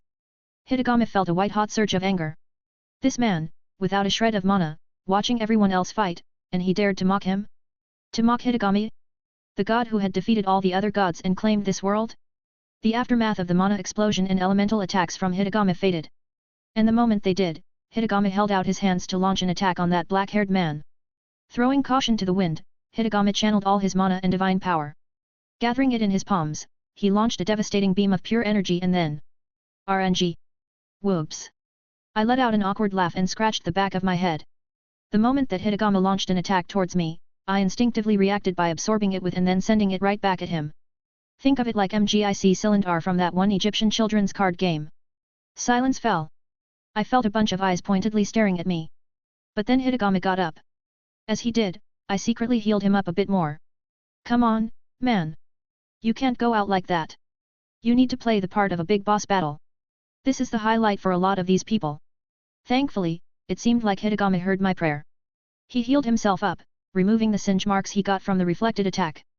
But then he immediately got jumped by Orsted, Dad, Pierre, Eri, and a whole bunch of other sword users. And then he got blasted with magic by Sylphie, Rika, Roxy, the other Sylphie, Lara, Lily. Yeah, that's gonna be a wrap, hey? After a few more minutes and some desperation moves from Hitagami, it was over. Hitagami's body was completely roughed up, and each of his limbs were stitched up by translucent chains formed by intricately linked magic formations. For good measure though, I walked over to make extra sure. Since this world's fate depended both on this guy not dying and him not being able to escape, I made sure to have the chains self-perpetuate by draining Hitagami's divinity, mana, and life force. But at the same time, I made sure it was a complete closed loop where the force flowed back into him as well with a 0% loss.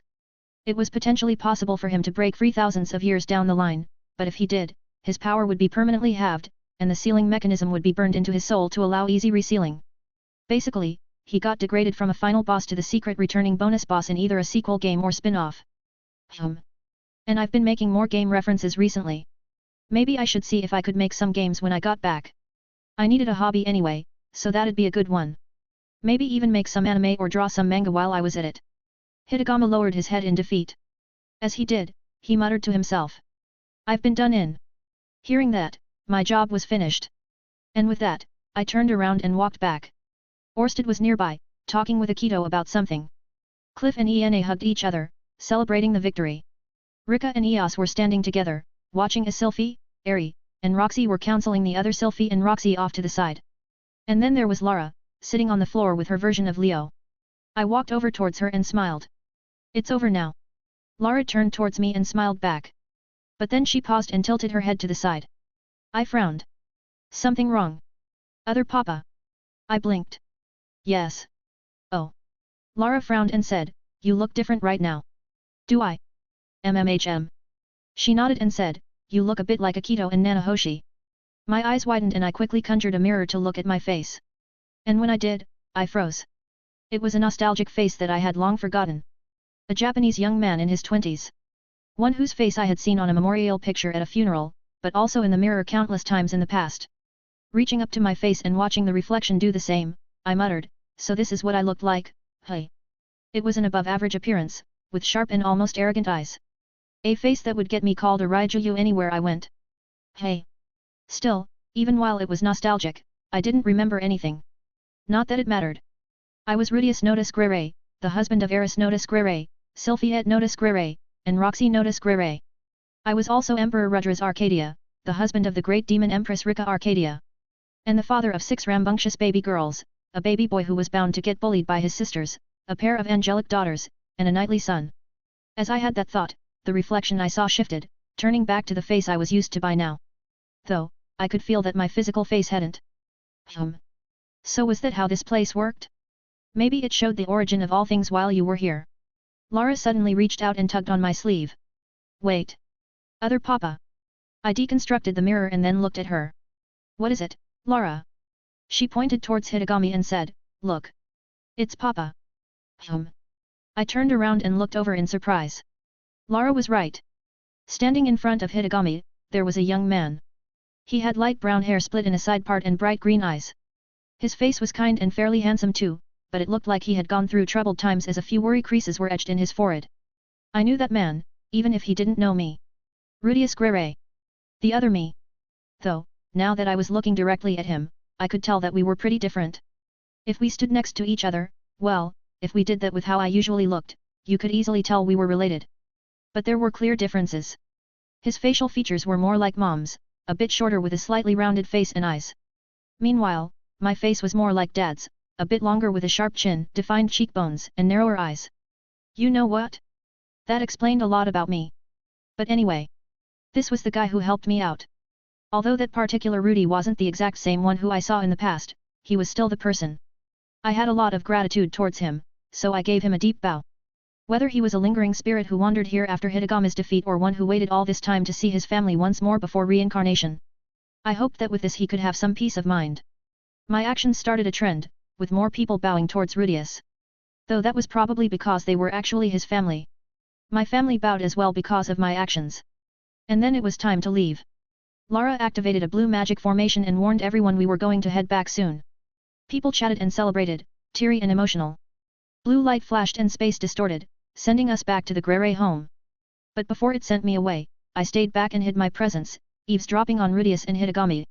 Are you satisfied now? Hitagami stared at Rudius. He responded with something, but I couldn't hear his words. Still, it seemed like Hitagami did. This. The conclusion you desired for.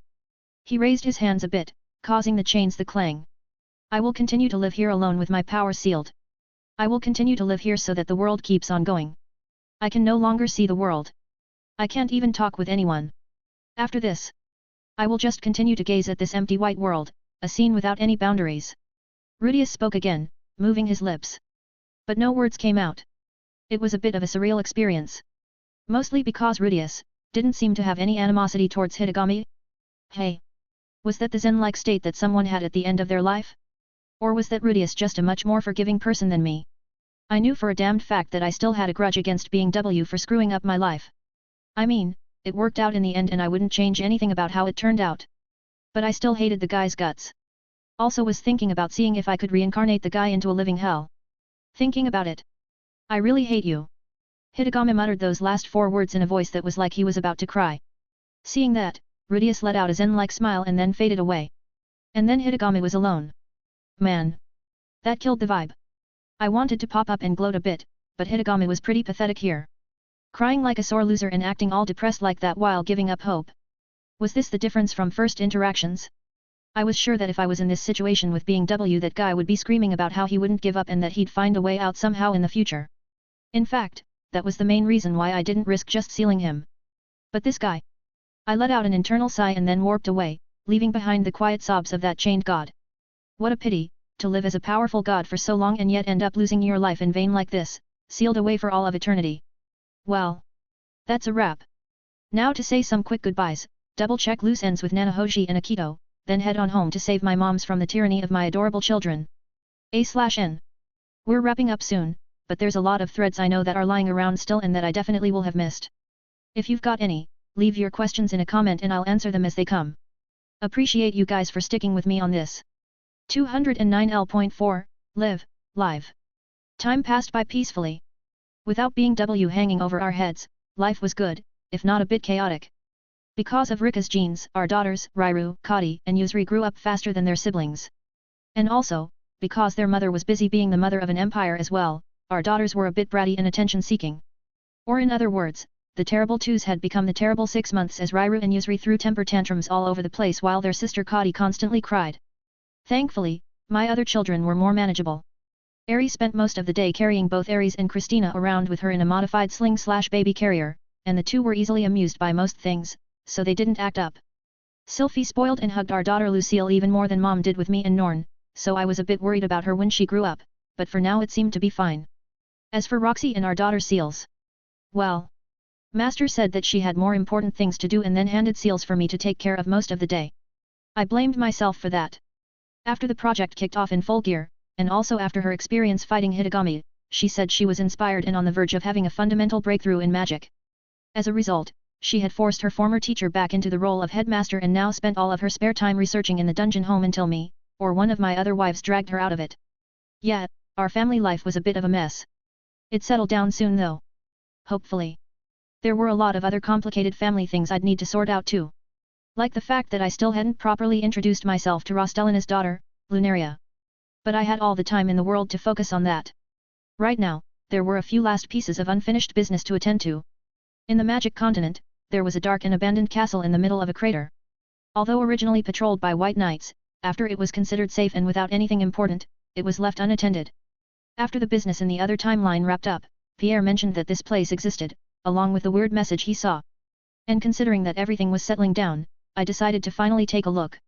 A dark room without a shred of magic. Abandoned and empty rooms.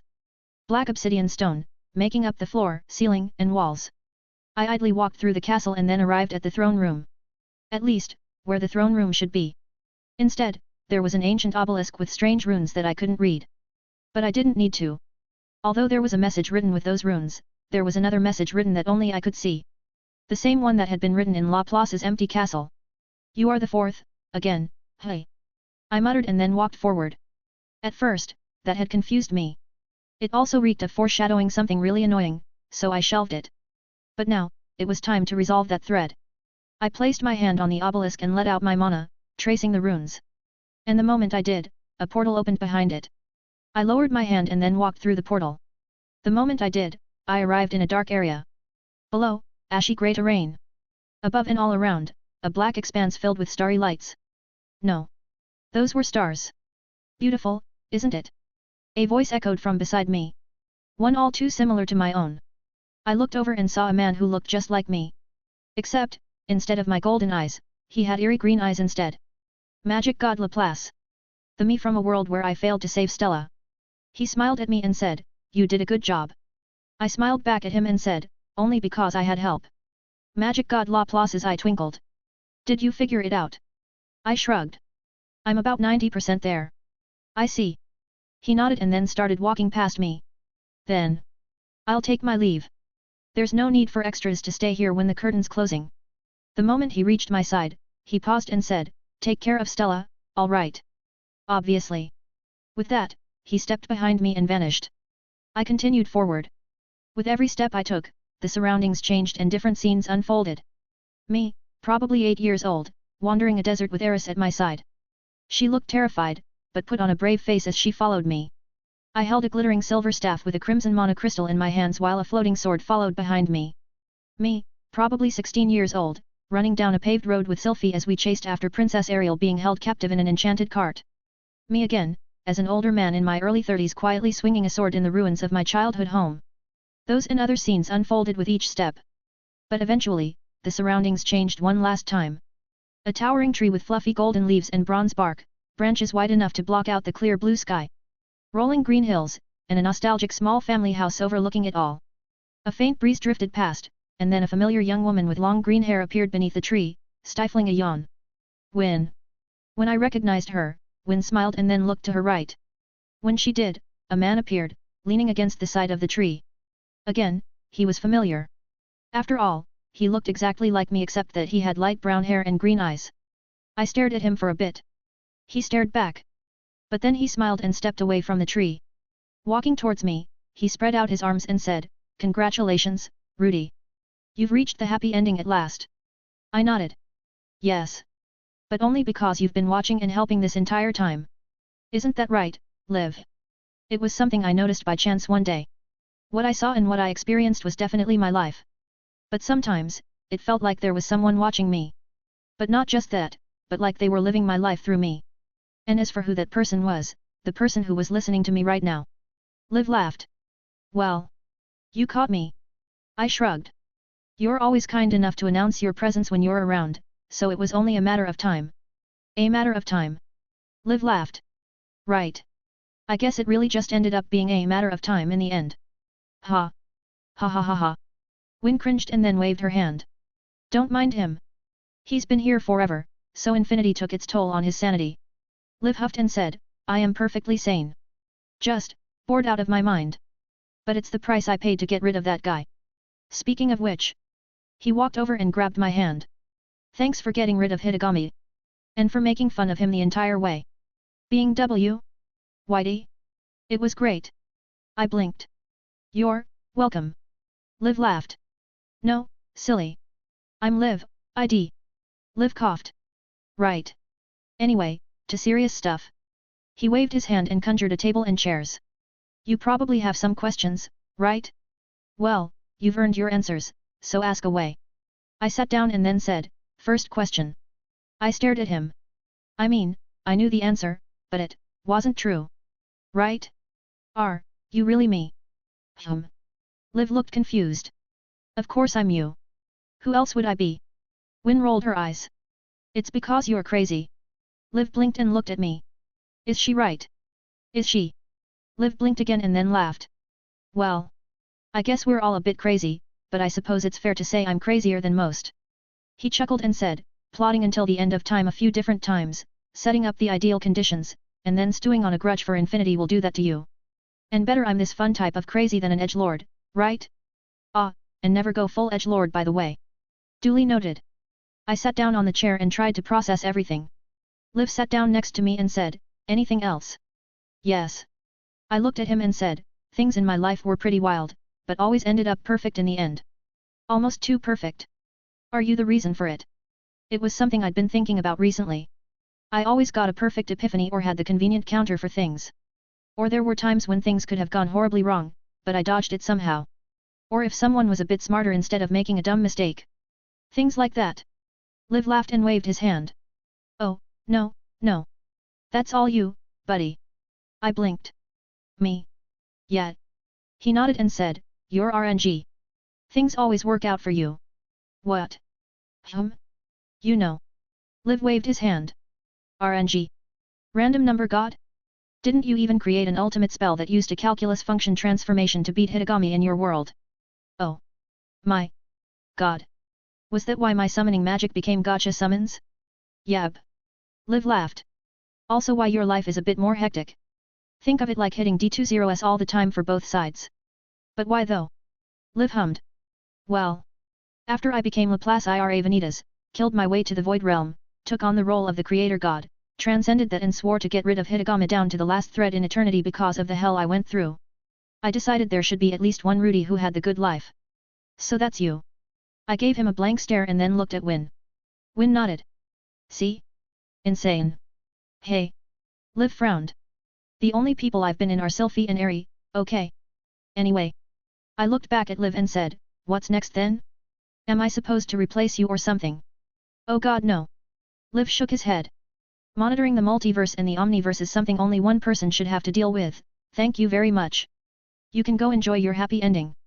I'll just live vicariously through you. Ah, but don't worry. I won't peep during your lovey-dovey times. I've gotten over being horny millions of galaxy years ago. New rule for the Grey Guide for Dummies. If you ever become immortal but start acting like a senile old man, just kill yourself. Hey. I shifted my gaze back to him and said, anyway, one last thing before I leave. Fiein. What is it, rude? Who am I, really? I frowned and said, am I someone who reincarnated from Earth? Or am I just someone who was created from those memories? That was what bothered me. It didn't really matter in the end, but it was always something I thought about in the back of my mind. Especially after ENA and EOS were born. It was possible to implant memories and knowledge to create a soul. Then, considering I had memories and knowledge, but no identity, was I made the same way? Liv paused. And then he gave me an enigmatic smile before saying, "You're Rudius Grere. Then, now, and for the future." I frowned at the cryptic answer. But then I got a flash of memories. Staring at Hitagami. Walking past him, my sense of self dissipating with each step before it was gone. And then a set of memories that I had lost began to replay. Being born as a baby to loving parents in Japan. Working hard, and sometimes too hard to live the best life. Trying out everything I could to make sure I succeeded, but stumbling after nothing ever panned out. Almost running through life, clinging to pride in trying to be someone, all the while carrying a feeling that I could do better. That I had done better. All in order to live a fulfilled life. And then a familiar ending. My father, quietly sobbing. Me, slipping away. Ah. So it was like that, hey? Liv smiled. Something like that, yet. You're him but also not. Technically you could say you're the same person, but you walk different lives. Wait. I paused. That doesn't make sense. If my theory was right, then I was the Rudy I just saw fade away, but reborn twice over. But then. Who are you? Liv smiled. I think that's enough questions for now, Mr. Rudy. I stood up and stared at him. No. Hold on. Right. This didn't make sense. There was a disconnect here. Even if there was a grandfather paradox going on, things didn't match up. I was the fourth. In other words, I was the fourth life of Rudius Grere. The first was his life on Earth as a trashy human. The second was him as Rudius Grere. The third was my life back on Earth. And the fourth was this life. It was a clean succession. But I noticed something odd. He said he was me. But at the same time, he drew a few clear lines. The fact that I was Rudius Grere, then, now, and for the future. That at least one Rudy should live a happy ending. That monitoring the multiverse and the omniverse was something only one person should have to deal with. It didn't make sense. But if you thought about it a different way. I wasn't him. But he could be me. After all, I'd experienced it, right? Reincarnating from another world with my memories, if that was possible. And if being transported to another world was possible. Wouldn't it be possible to transmigrate to another world as well and take over a person's role? Then. This person here. Liv. I wasn't him. But instead. Man. Liv laughed. You're too smart for your own good, Rudy. But don't worry about it. Oh. And don't forget to keep an eye on Stella in 15 years or so when she goes out to play hero. The surroundings were fading. I reached out to Liv, wanting to confirm one last thing. But as I did, his appearance shifted. Not my appearance. Or the me from the past. Instead, an ordinary Asian man in his late 20s wearing glasses, and carrying a laptop under his arm? Wait. Dash. Unai-chan. I jolted awake. Stella leaned over me, her cheeks puffed in anger. You can't just leave me alone to deal with your kids. I'm still a kid too. I blinked and slowly sat up. It was my house. The living room. And off to the side, my youngest daughters and my youngest son were crawling around in a playpen. Did I fall asleep? I muttered and placed my hand on my forehead. I could have sworn that I went to go check out. What did I go to check out? Stella rolled her eyes. Yes. You dozed off and left me to deal with everyone bullying Aries. Look at me. She pointed at her frazzled hair and puke-covered clothes. I'm a mess. Right. I stood up and said, sorry about that, Stella. Stella rolled her eyes. I want money. Money. If I'm babysitting, I get money. It's only fair. I frowned. Why do you want money? It's the principle of the matter. Besides, I need to start saving up. She puffed out her chest and said, a real hero has to be able to pay her way to get the holy sword. And both our parents said they won't let me go adventuring until I'm responsible enough and can afford to buy a wand and sword with my own money. Can't I just give you enough money to buy it then? Stella shook her head. It's the principle, Unai-chan. If you play a game, it's no fun if you start with the cheat items at the start. Or with infinite money. Okay. I still think it's not a good idea to treat life like a game, but I'll get you some gold afterwards. A contract was suddenly shoved in my face. I instinctively grabbed it and read it over. It was a legitimate employment contract, clarifying wages, hours worked, and all the intricacies required to be properly employed. Stella looked at me and said, sign it. Really? Stella nodded. Really? I laughed and signed it. Fine, fine. At that time, Aries started crying. I looked over and saw Rairu and Yuzuri pinching his cheeks. Kadi was trying to tug Yuzuri away, but she was too weak. Christina cried as she tried to push Rairu. Seal sat there, laughing. And Lucille quietly held up her hands, gathering a giant ball of water. I quickly handed the contract back to Stella and said, "Okay, deal. Now help your Unai-chan sort out this mess before your sisters-in-law murder me for having the kids get hurt." "Yes. I'm not jobless any Lucy. No magic. I told you already. Less talking, more saving. Arg. This is your fault, Unai-chan. I thought you'd be a better dad." "I am. When I have less kids to take care of all at once. You should have thought of that. Shut up and help me grab Rairu. I'll grab Yuzuri. And Lucy, no. We'll play water ball later. Also, stop laughing seals. A/N. QA session still coming. Ask questions in the comments below. Next will probably be last story chapter. 210 Epilogue, Alpha Prologue. A girl was born with a certain power, though it would be more appropriate to call it a curse.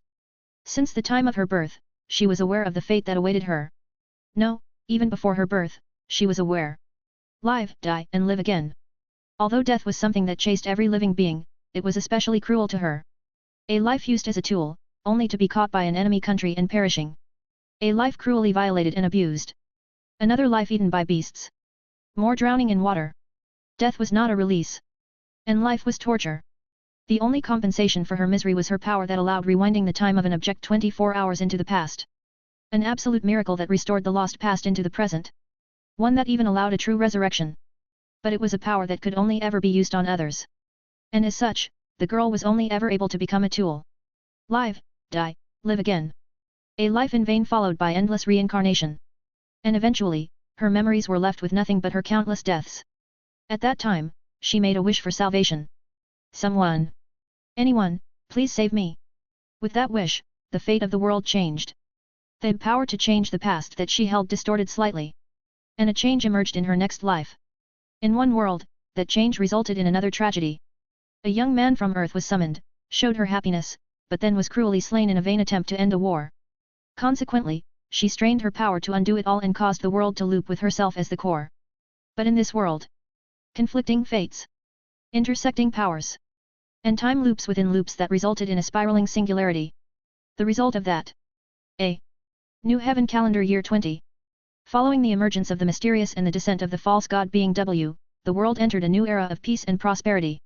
The magic continent was united under the Arcadian Empire and became a utopia where anyone could live in peace and pursue their dreams without discrimination. The Milis continent ushered in a new pope chosen by both the people and the heavens. With his angelic wife at his side, he worked hard to change the discrimination and biases that had been entrenched for hundreds of years. The Bigorito continent, once known for its harsh desert climate, became a lush and thriving land of greenery and nature. Although the first few years were hectic due to the changing weather patterns and various natural disasters, ambassadors from both the Milis Church and the Arcadian Empire helped to resolve it all. The Heaven continent remained as elusive as ever, though rumors were that ambassadors from the Arcadian Empire had made contact. And as for the Central continent, while the world had entered into an age of peace and prosperity, the Central continent had entered into war. Various forces dissatisfied with the New World Order had united fragmented kingdoms in the strife zone to rebel. And though weak individually, the rapid advances in magic technology flowing from research at the Renoa Magic Academy allowed them to slowly gain the power to carve out their place. Still, it was a stalemate. But today, the new kingdom of Azura sought to break that stalemate. In the depths of the palace, dozens of robed magicians had set up a magic formation. In the center of it, a young girl with blank eyes sat, tied up as if a sacrifice to fuel the spell. "O fallen true god, we implore you to accept this sacrifice. Summon a champion that will save us from despair." An incantation that sounded like a prayer echoed throughout the room. Each magician, repeating it with religious fervor. With each repetition, ominous crimson light crackled from the magic formation. And eventually, space broke. A fracture in space appeared behind the young girl, for a brief moment showing a land with towering buildings of stone and glass, filled with crowds of people. And then a black-haired young man walked through.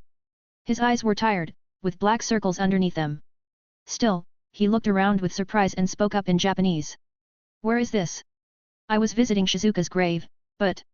Cheers echoed in the room. The magicians hugged each other in joy and jumped around, celebrating. The young man was confused and then noticed the girl tied up. Eyes widening in shock, he quickly moved to untie her. And then an explosion rocked the palace. The magicians panicked. Some immediately rushed towards the stairs. Others moved towards the black-haired young man and the young girl. But before any meaningful action could take place, a golden beam of light pierced through the ceiling. The young man. No, Akito Shinohara instinctively grabbed the young girl as he jumped away, trying to keep her safe. But at that time a golden sword flew down and pierced into the floor. A heavy impact and wind scattered, causing Akito to fly back, clinging onto the young girl. It's the hero. Quick! Summon the magic knight. Activate the warp circles. We can't have them take the apostles. A frantic mess. Magic formations filled the air as the magicians struggled to mount a rapid defense. Akito noticed all of that, but he didn't move. Instead, he placed the young girl behind him and scanned the room, looking for either a way out, or something to defend with. Before anything else could happen, someone jumped down from the ceiling and landed on the ground. It was a young woman with flowing golden hair and bright green eyes. Grabbing the sword on the ground, she placed it over her shoulder and grinned. All right. In the name of justice, the hero, Stella notice Grere will smite you. She suddenly cut herself off when she met Akito's eyes. After that, her gaze shifted to the young girl behind Akito and her expression dimmed. Akito quickly moved to block the woman's view. Get her.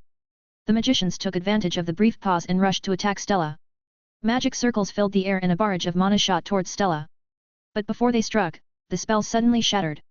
And after that, someone landed on the ground beside Stella. It was a red-haired young man, holding a book in his left arm. He brushed off his grey robe and then said, "How many times do we have to tell you, Auntie? You can't run off without us." Explosions echoed from above, shaking the chamber. It was a mess. Akito didn't know what was going on or who these people were. But he could instinctively tell that the situation was dangerous. The young girl behind him got up. As she looked around, her previously blank gaze started to regain some emotion, but mostly confusion. Arg. Whatever. Stella pointed at Akito and said, "You. Aki. Sit put and keep that girl safe or whatever. Aries, get them out of here." The red-haired young man sighed and flipped open his book. Why do all my aunts and sisters keep making me their errand boy? Even as he grumbled, a crimson magic formation enveloped Akito and the young girl, warping them away. And then it was just Stella and Aries, along with the remaining magicians. Silence fell. And then. Pick a god and pray, you bastards. This is why you are still single at 25, Auntie. Shut up, kid. Eh. When Akito blinked, he was already standing outside in the ballroom of a crumbling castle. People in gleaming white armor were fighting against other people in black armor. It was hectic. Confusing and dangerous. Even so, Akito pulled himself together. He couldn't die here. His life wasn't his to give, so. A slight tug from behind. Akito looked back to see the young girl holding his sleeve. She looked up at him with a blank and delicate expression before saying, "Are you going to save me?" Akito froze. It was impossible. A quick look around showed crazy spells and arrows flying through the air. And even as he looked, there were some knights in black armor rushing towards him and the girl. But. Hearing the young girl's words and seeing her expression reminded him of another girl. One whose last expression was still seared in his mind. So, he shoved aside his hesitation and grabbed the girl's hand. That's right. He gave a serious nod and said, "We'll get out of here, I promise." A faint wind. Akito's eyes widened and he shoved the girl back, moving in front of the wind. He instinctively held up his arms to block whatever it was, bracing himself for pain or worse. The sound of clashing steel echoed, and then sparks flew. Akito blinked and then realized that someone had protected him. A young woman with crimson hair, kept in a neat braid and wearing a suit of white armor. She kicked away the corpse of the knight attacking Akito and then turned around to look at him. "So you're the fallen god worshipper's trump card, hey?" Akito gulped, especially seeing the bisected corpse slowly bleeding out behind the young woman. The crimson-haired young woman sighed and said, "Dad was right. People really did try to summon a hero from another world, hey?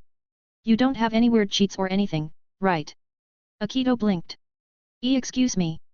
The crimson-haired young woman blinked and said, "And you're talking in that made-up language Dad and Auntie use." "Ha. Should have listened to Mom more about studying." "Wait. Weren't they speaking in Japanese? How did he understand the young woman if they weren't?" At that time, there was a red flash and the young man from earlier appeared beside the crimson-haired young woman. That red-haired young man glanced over and said, "Everything good up here, sis?" "Yeah. Just a bunch of dumbasses flailing around. Mom's totally going to scold you for cursing." "What, you gonna tattle or something? Aren't you a grown-ass man already?" "Of course I'm going to tattle. It's the only leverage I get over all these women in my life making me do their bidding. PFT. You should be lucky you have so many beauties willing to act as your wingman when you go on dates, Aries." Aries turned a bright red and said, "W whatever. Anyway." He turned to look at Akito and then spoke in Japanese. Auntie said to keep you safe, so just sit back and wait a bit. It's probably going to get a bit hectic, but... At that time, a giant portal suddenly appeared in the sky. Aries froze and looked up. No way. Did they really get desperate enough to try and summon monsters from another dimension? The crimson-haired young woman clicked her tongue. This is why Dad needs to get off his ass and... Whatever the crimson-haired young woman was cut off as something flew from the portal and knocked her away. Aries laughed. That's what you get for foo. His words were caught off as well when a figure flew from the portal and sent him flying too. And then Akito was alone with the young woman behind him again. Just what in the world was today? Was this his fault for reading so many isekai novels and second-chance stories recently? Ah! A faint voice echoed from behind him. Akito blinked and then realized it was that young girl. Her eyes were blank again, looking like she had given up on life. Seeing that pissed him off. Because he had seen that exact same look in the mirror more than once after Shizuka died. Hey! He grabbed her shoulders and said, listen. We're getting out of this mess, okay? The young girl didn't respond. My name is Akito. Shinohara Akito. What's yours? A connection. Something for her to cling onto. Akito didn't know if it would work, but he needed her to not just give up. The girl blinked and then looked thoughtful. After a bit, she said, Rairia. All right. Rairia. Akito grabbed Rairia's hand and then took a look around. It was a hectic mess. The knights had stopped fighting each other and were now fighting creatures that looked just like demons from an RPG or something.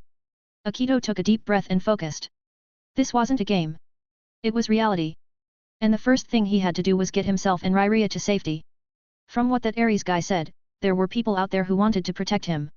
But from how that guy was swatted away, he couldn't rely on them. Akito swept his eyes around the surrounding and then grabbed the sword from the dead knight on the ground. It was eerie, especially since he had to wrench it from the dead man's hands. But he didn't have time to think about it right now. Are you going to fight? Rairia's calm voice echoed from behind him. Akito nodded. Of course I'm going to fight. He looked around for threats and said, even if I can't win, I can't give up. I'm not allowed to. Until the bitter end. Until the last moment. Because his life was given to him after making a stupid mistake, and because someone else paid the price, he had to survive. A monster suddenly fell down from the sky. A tall figure with black scales and pieces of its body dripping like sludge. Staring at Akito with beady red eyes, it suddenly let out a roar and lunged. Akito roared back and swung his sword. But it was too slow. He didn't know how to fight. Even though he wasn't scared of death, it didn't mean that he was skilled enough to avoid it. Still, he focused. Just a minute more. Just a second longer. If he could live just that much more, surely, somehow. Some way. That's the spirit. A chippy and bright female voice echoed in Akito's head. It distracted him. And by the time he realized that it distracted him, the monster was already swinging its clawed hands at his head. But before it struck, ice suddenly bloomed and froze it in place. After that, a calm and collected female voice echoed from the side, followed by footsteps. Akito looked over and saw a silver-haired young woman with slightly pointed ears approaching. Beside her, there was a young woman with light blue hair, smiling despite the chaotic environment. And both were beautiful. Akito realized he was staring and then looked away, his face hot. Seeing that, the silver-haired young woman giggled. Oh my! Auntie's going to be jealous, seals. The blue-haired woman giggled as well and said, well, he's pretty brave. And kind of cute? Right, Lucy? A faint sigh echoed from behind both of the women. After that, yet another beautiful young woman with shimmering silver hair and silver eyes appeared. Can you two be serious? You can hunt another guy for double dates after we clean up this mess. Her silver eyes suddenly flashed a light green and then she said, also, block. Purple lightning crashed down from the sky. But it was frozen in place by a sudden icy wind and then dissolved with a sudden burst of geometric circles. Seeing all of that, Akito couldn't help but ask. Who are you people? The three beautiful young women looked at each other. And then they shrugged. Akito blinked at the completely unhelpful response. The woman with silver eyes let out an apologetic smile and said, well. A sudden golden beam of light cut through the air, illuminating the land and splitting the portal in the sky. The silver-eyed woman glanced up at the sight and then smiled. We're here guest party members helping the hero on her quest. What? Akito was still confused. The silver-eyed woman laughed and said, don't worry about it. I'm sure Auntie Stella will explain it more after you two catch up. The other silver-haired woman crossed her arms and said, Kadi. People don't like it when you play the cryptic prophet. Well, people don't like it when you and seals go around acting horny and soliciting men for threesomes. I know a few guys who would beg to differ. This is why Dad has grey hair. Please. He's had grey hair since ever. And so does Mom, you know. Akito still wasn't sure what was going on. But, it seemed like he was safe now. Even so, he didn't lower his guard. Especially since none of the women he'd met had even mentioned or commented on Rairia. If it was him they wanted, they might treat her as disposable. So to make sure everything worked out. A sudden flash of gold. After that, someone landed on the ground in front of Akito. That young woman they called the hero, and who some others called Stella. Akito tensed. If he had been summoned to be a hero, it would be fine. But to be summoned when there was another hero, and for this chaotic event to occur, he had to be ready in case things went south. Because of that, he didn't let go of his sword. Or that was his plan. But then he saw the woman's face. It was a strange expression. Hesitation, yearning, affection, fear. Those emotions all flashed across the beautiful blonde woman's face. Akito didn't understand why. But there was also something else he didn't understand. The foreign woman standing in front of him was unfamiliar. He would be sure that he would remember meeting such a striking beauty, even if it was just in passing. But even while he didn't find the woman's face familiar, there was something about her that was. The way she was looking at him, the way she stood. Wait. You. Aki. Sit put and keep that girl safe or whatever. He remembered what she shouted at him before sending them out of that room. Aki. The woman had called him Aki. Akito focused, staring at the woman's face. She was older than him, and her face was completely different. But as she stared at him, Akito faintly recalled another face. One that he could never forget. And although he wasn't sure, he decided he had to make sure. Because if he managed to get Ice ID, maybe, just maybe back on that day. Shizuka. The blonde woman froze. And then she started to laugh, faint tears spilling from her eyes. She brushed them away and then stepped forward, wrapping him in a hug.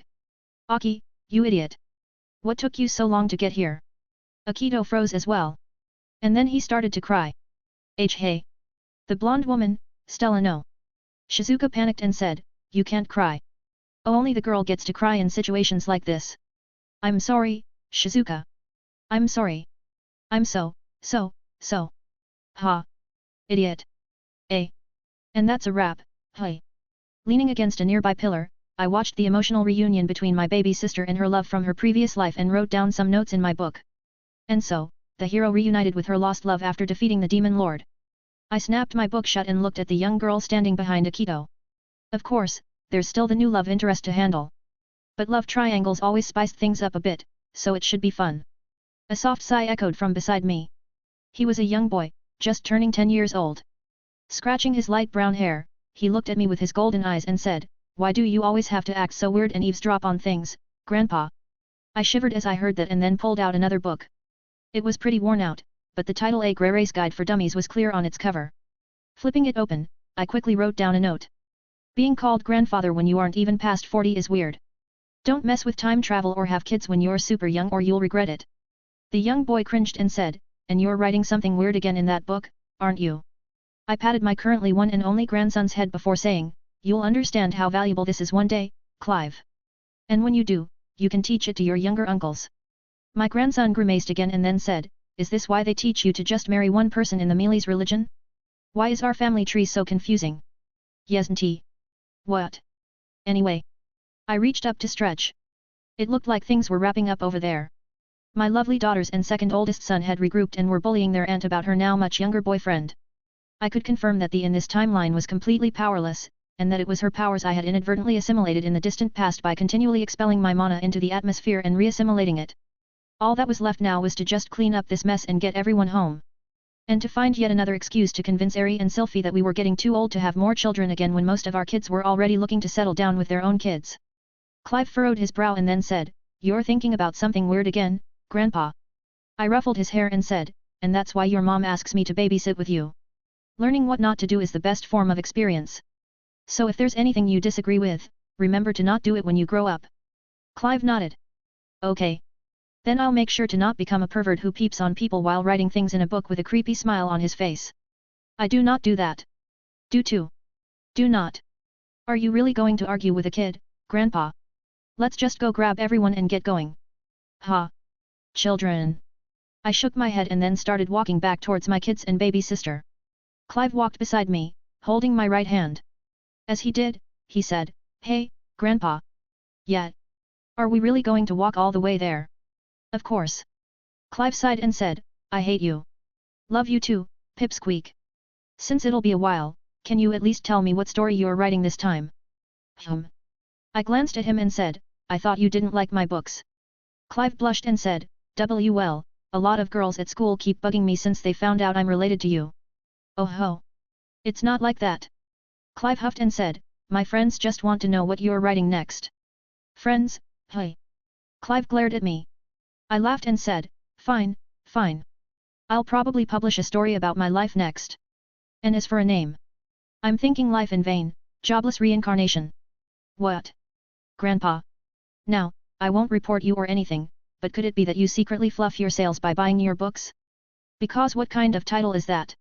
Hey. It's accurate. Life in Vain? Guys all over the world would kill you in envy. How the heck can you call living a life with so many beautiful wives and children a life in vain? And jobless reincarnation? Dad already praises your name, every other word is the reincarnation of Saint Mealy's. Is your ego that big? TCH. Did you just click your tongue at me? This is why I hate geniuses. Have you looked in a mirror? Time flowed, lives intersected, and the story continued. The beginning of every story comes to an end, but each end also leads to another beginning. Be it tragedy or comedy, sadness or joy. As the pages close on the end of one book, the pages open at the start of another. To you, reading this haphazard tale. To you living that chaotic life. And to the new stages and people awaiting for you there. Best wishes upon your endless story. Live. Afterward. And so ends the story of Rudius Notus Grere, aka RNG, the cheating bastard who had everything go right in his life. Ha, lots of stuff I wish I could have done better in this story, but you live and you learn. Although I showed a bit of the future here, I think we'll bookend this where it stands. Thanks for everyone who followed me on this crazy train to the bitter end. Hopefully it was a somewhat satisfying ending. This was a monster of a story to handle. I didn't realize just how long the original web novel was. And that's not even counting in the extra stuff added in the light novels either. Although fun, I definitely wouldn't do this again. At least, not like this. I have quite a few grievances with how the story played out, and quite a few plot threads that I had to messily tie up. If you've read this far, I'm sure you remember the flash forward of Rudy waking up from a coma. Originally, this story was going to have an arc where Rudy failed because of that and did a time loop. We'd follow him back in time and see how he set up everything for a perfect ending. Also originally, this story was a pseudo self-insert where I took the place of Rudy. Things changed along the way, and Rudy became his own person, but parts of that original story are still meshed throughout this one. Honestly, after the initial backlash from that chapter, I ended up scrapping everything and writing a different arc. I think a lot about then though, and I think I should have stuck to my guns. The story was a lot more fun to write then, and I think it would have made this much more satisfying to wrap up since it would have fleshed out a lot of the things I had to quickly close up here. Still, a finished story is better than infinite hiatus. Like the original story, the total writing time for this story also ended up being around 2 years. It's substantially shorter though. I think it's also technically the longest story I've completed. And it's not even an original work. Orts. All in all, this was definitely a valuable learning experience. And with this, I can count myself among the few completed Mushoku Tensei fanfictions. Yay! Now to just wrap up my second coming of gluttony fanfiction, and I can also say I'm among the few who completed a lengthy Korean web novel fanfiction. And I should also get back to my original stories. I've been itching to write a villainous story as well as a transmigrated into an academy story. All the ones I like seem to never be complete, so I might as well write one I can enjoy for myself. Anyway. Thanks for reading Life in Vain, Jobless Reincarnation. I enjoyed writing it, and it's been pretty fun seeing all the reactions to it. Especially how much people hate Paul. By God, some people have a deep-seated hatred towards the guy. It got pretty messy near the end here, but if there's anything in particular you want me to clear up, I'll make sure to do so after I have time to go back through the comments. As an abridged version of how the events in this story went though. Mushoku Tensei happens, someone gets reincarnated into Rudy's shoes and causes timeline shenanigans that someone gets a bad ending and looks for someone better. He finds Rudy's reincarnation in an alternate Earth which is mostly similar to his past life's Earth that Rudy gets reincarnated as our Lord and Savior RNG this story. Or something. I had notes once in the past, but now, well then. I guess this is it. Thanks again for reading, thanks especially to everyone who's left a comment, and best thanks to you. Yes you, the person reading this. We haven't met, but the fact that you've read this, even if you haven't interacted with me, makes me glad. Just don't expect me to rewrite this monster, okay? Time is money as well as a cost-utility analysis, and fanfictions are a net negative in profits, ahaha. Bye now, And happy life to you. Happy vainglory.